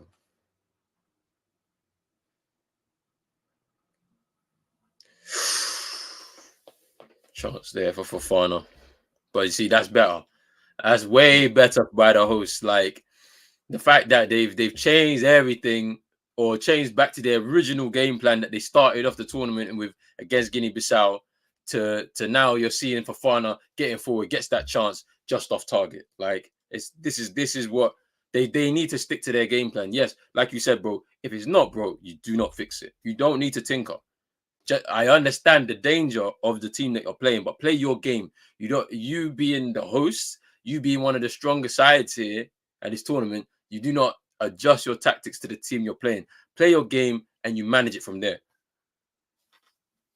Exactly that, bro. Exactly that. Ghana get the job done. Rolling, I hear lots of English fans cheering for Egypt to do good. So Salah stays there. Yeah, I know you are cheering for Egypt to do well in the title race. You don't want Liverpool to win the title. So having Salah away for another couple of weeks might help. Nice footwork there by Conan to win the corner for Côte d'Ivoire. Oh, that's an interesting question, you know. It's a good question. It is a very good question. I think that they do lack a consistent threat from the wide areas. Like you know, like Bamba is good. Jeremy Bogger's good, like in terms of what he can do, but I don't think any of them can eclipse what Zaha can do, you know. So you'd be right, Super Nick. Like he could have been the difference had he been picked to play in this team, and I think he would have complemented the team well. Crasso up front as well would have liked the service from him too. So yeah, it's interesting because you're looking at someone like Nicola Pepe who, over the last 3 years, he hasn't played a lot of football, to be honest. So he's still getting himself into a level of rhythm. Chance there. Ndika with a header over the bar. Entering into the final 15 minutes plus added time in this game. And then again, even with like Nicola Pepe, he doesn't strike me as a player that you bring off the bench and he provides a sense of urgency. He has the quality, no doubt about it, but his game is very nonchalant. That's true.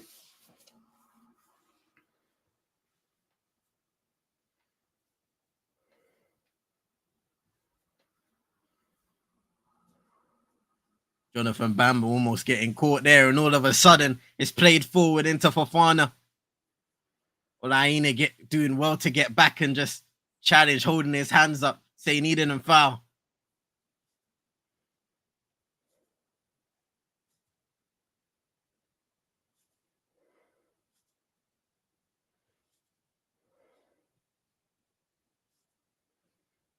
Forward there from Sanusi, giving it away once again. Nicola Pepe is running forward. He's not found. Space.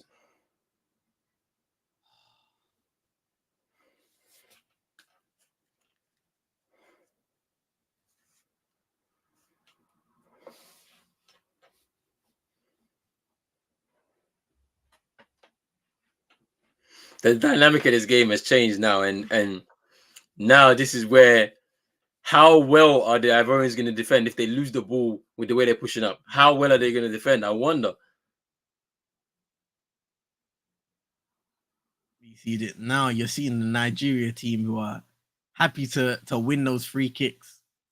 Those guys like Lookman dribbling on the ball, trying to hold it up, win free kicks, and just frustrate this Ivorian side, slowing down the game. Very important.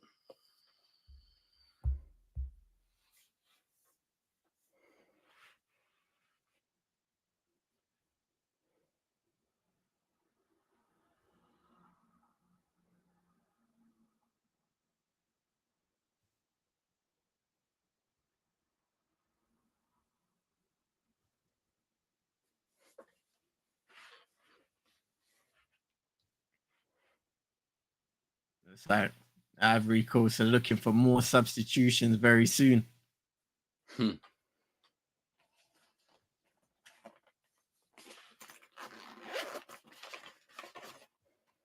Bamba trying to get a ball in and just kept away and cleared to prevent the corner. He's Lookman again, just using his small frame to try and hold up the ball. No foul given, however.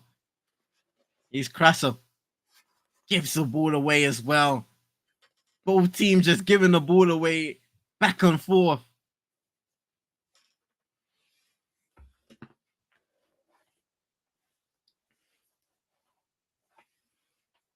I will say though, Nigeria, they are fighting defensively right now. We've got Asai and Omeru coming onto the pitch. Ademola Lookman is coming off. One of the players coming off.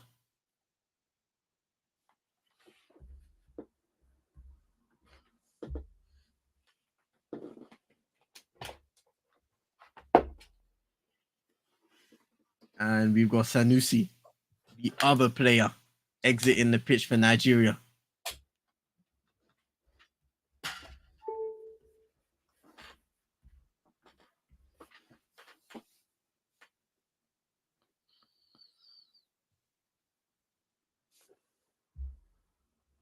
And then for Ivory Coast, you got Conan coming off the pitch.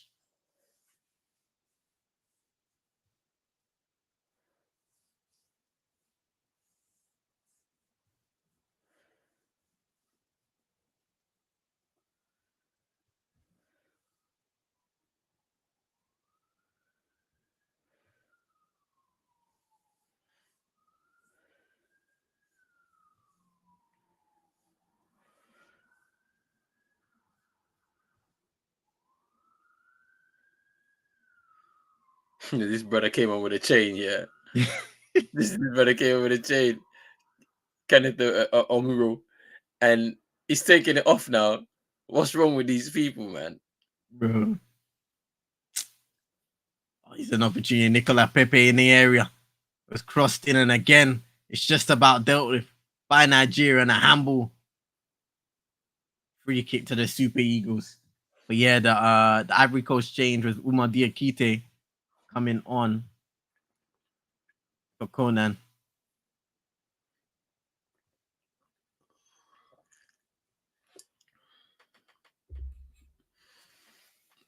Diakite, everyone's hyped to see him. Yeah. I believe he's 20 years old. All right. Playing for Stade Reims. Yeah, Stade Reims, yeah. He's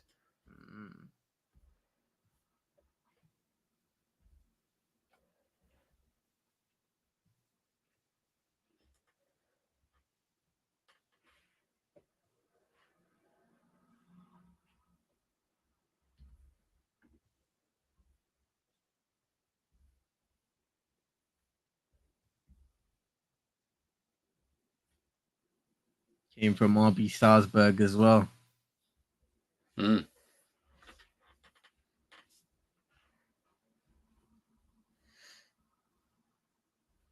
He's actually from the same town in Ivory Coast as Drogba, Bailly, Wilfred Bonny, and one of their former keepers, Sangare as well. He has a lot to live up to in this town, Yeah. especially as a striker.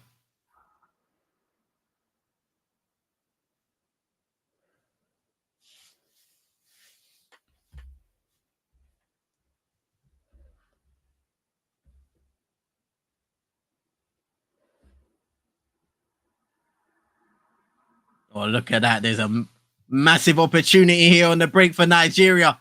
Driving into the center of the area. He's not letting it go. Oh, he just holds on to the ball too long. Osai, the substitute, just kept on driving. There was an option on the right of him, which was Olaina, on the left-hand side as well. But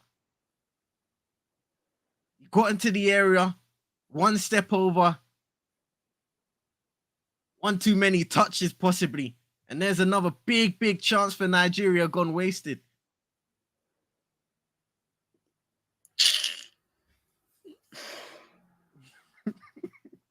Nah. Hey, why you do the face palm like the disappointed uncle, fam? You're like this, fam. Bro, That was a chance. You wrap the game up there. You wrap it up there. Yeah. 2-0 finish. What do you think? Because he just holds on to it too long, bro. He doesn't make the decision. Because for me, his body was positioned to the left-hand side for the pass. So it probably had to go there.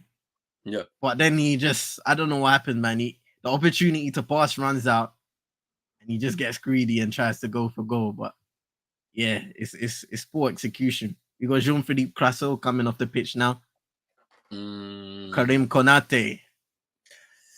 They're throwing everything at it now.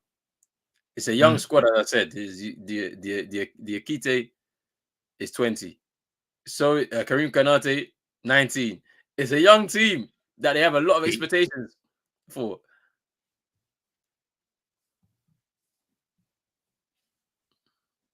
It is true though. In that case, sometimes you do have to manage those expectations because these are young players, and sometimes young players need to experience every aspect of the game. But here's Victor Osimhen now coming forward, and again his pass is just cut out.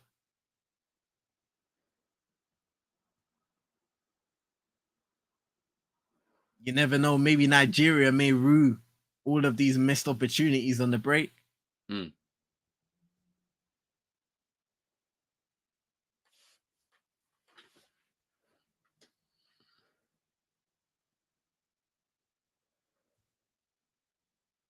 85 minutes gone. And that's a nice ball for Jonathan Bamba. Kind of cuts back, looking for his options, finds Fofana in a central position. Oh, why? Just smashes a shot. He's out of control.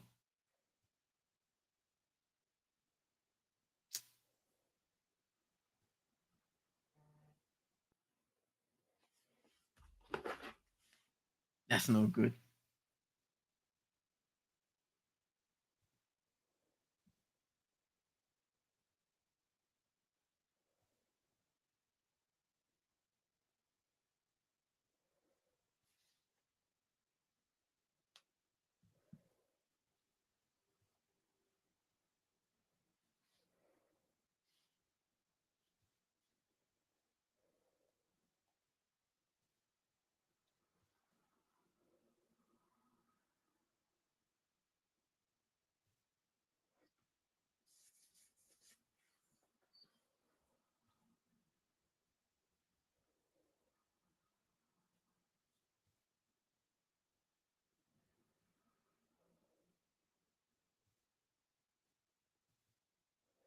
Saying this guy shoots everywhere. Hey, ain't helping his team right now though.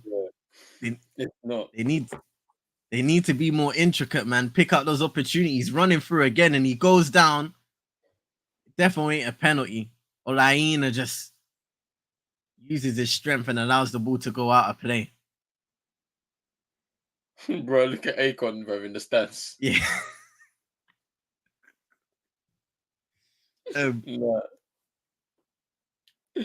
What is going on here?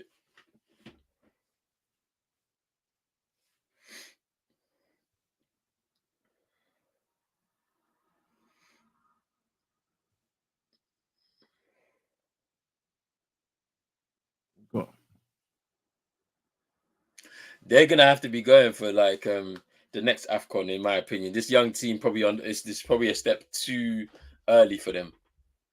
Yeah. The next Afcon will probably be their kind of tournament. To be honest, Victor Osimhen coming off the pitch for Paulo Nwachu, which actually Sadiq Umar's replacement in the Nigerian squad. Mm.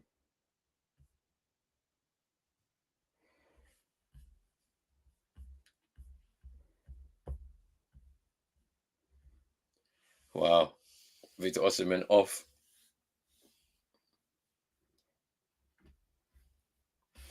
Currently 2 games, 1 goal at Afcon. Won the penalty. Yeah. Trusticong dispatched.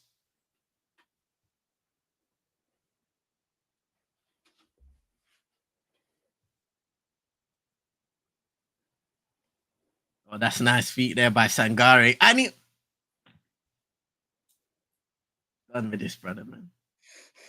When you see this foolishness, bro, between the free kick and this, what are you doing? It's 88 minutes on the clock. Let me see this.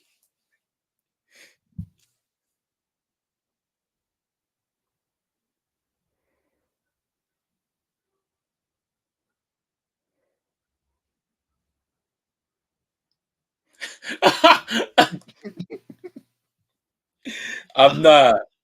If I'm his teammates, I am absolutely annoyed. Why are you doing this? Exactly.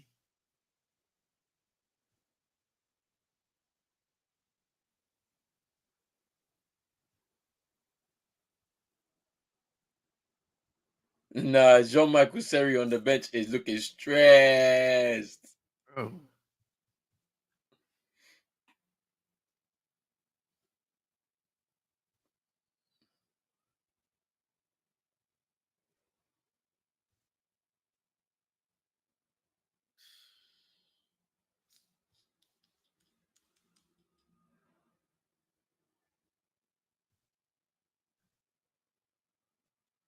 For substitutions for the hosts, but nothing yet to break through their opponents thus far.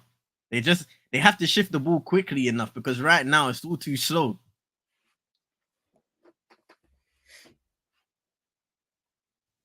And then they have no other option but to take a stupid long shot that's going high and wide.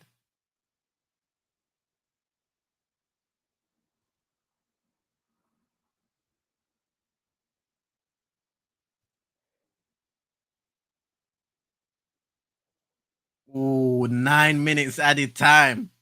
9 minutes. Hey, Hey, 9 minutes. Nigeria are holding on now. They're holding on.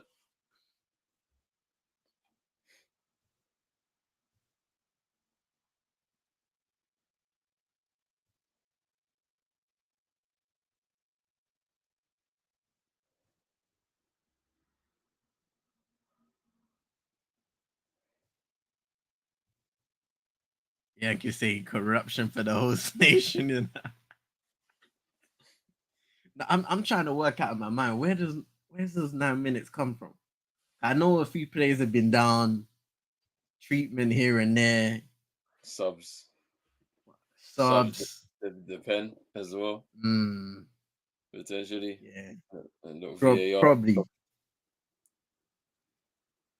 think that's probably the highest amount of added time we've seen so far in this tournament.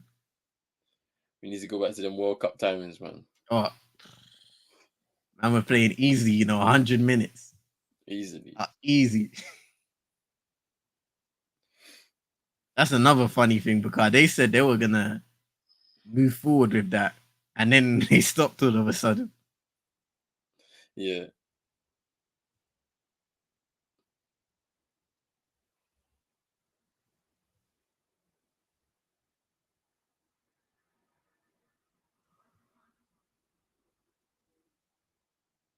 Nigerian goalkeeper, Body, just getting booked for some time wasting. Told you they're holding on. They're gonna do everything that they can now to hold on to this advantage.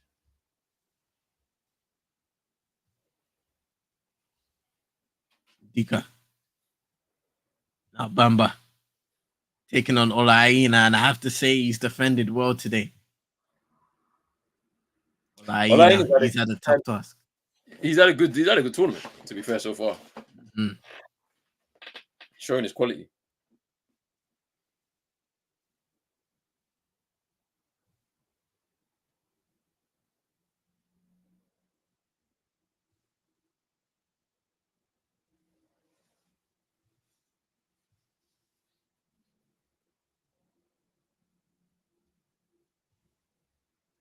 Man, that the Ivory Coast bench is looking very subdued right now.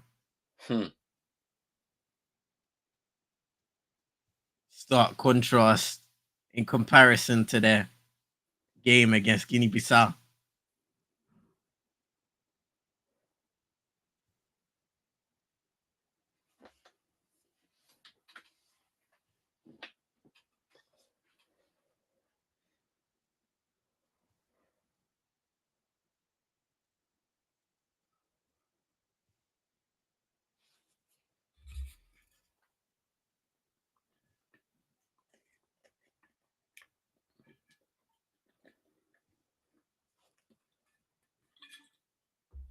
Yeah, it's Calvin Bassey. He just did a long throw in towards one guy in the box. So he nods it on and it's straight back to Ivory Coast. Yeah, I just see it right now. It's just a waste. You gotta keep the ball as much as you can. There's like 5.5 left. Like,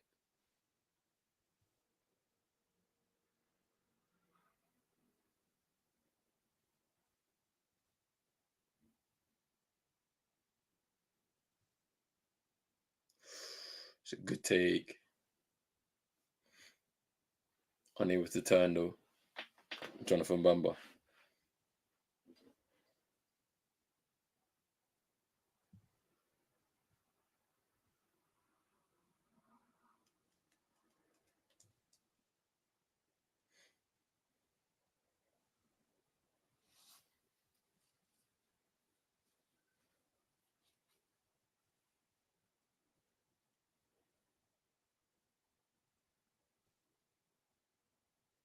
Even Yanks running the allegations, the 9 minutes came from the people running the tournament. Manchi Krishna saying someone on another stream said the 9 is because the ref was trying to find Osimhen. Not me. I would never answer, bro. Osimhen's up off the pitch. He's doing Ronaldo settings. I'm trying to coach the man. Trust me.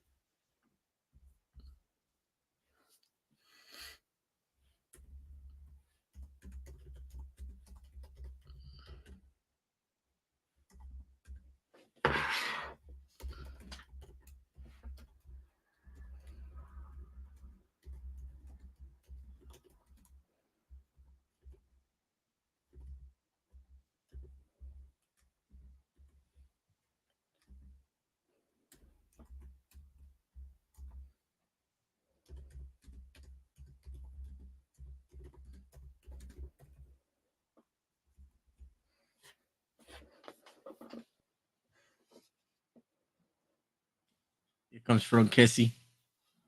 Plays it forward now.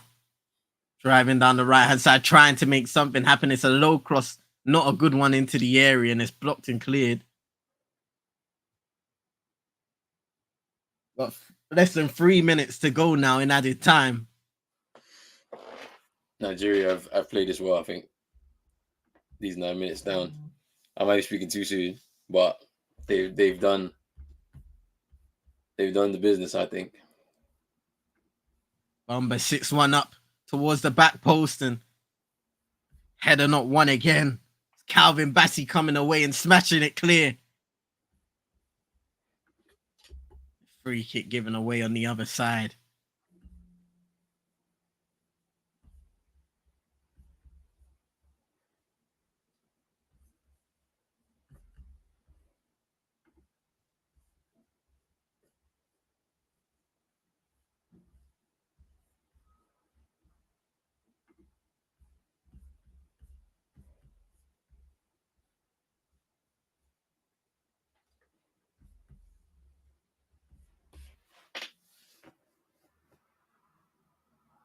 you're having a penalty check for Ivory Coast, but nah. On that previous play, Calvin Bassey, the ball just comes off his hip instead of the arm.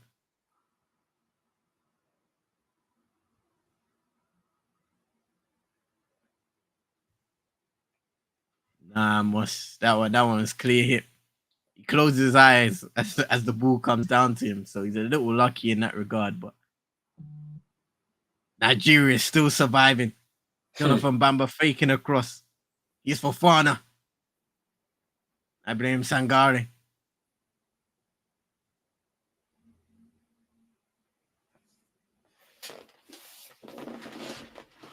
Bassey with another block. And another one. It's a good performance from Nigeria. Yeah. Defensively, for sure.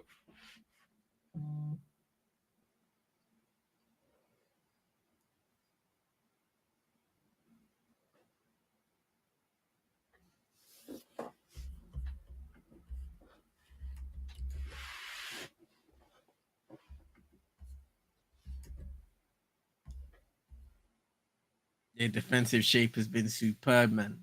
They're everywhere right now, Nigeria, in their own box.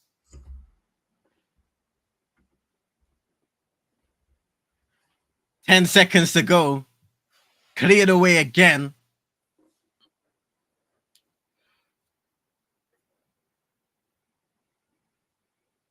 And I think that's a free kick to Nigeria so they can take as much time as they want to get that ball up the pitch, as they are seconds away from getting their first victory at Afcon 2023.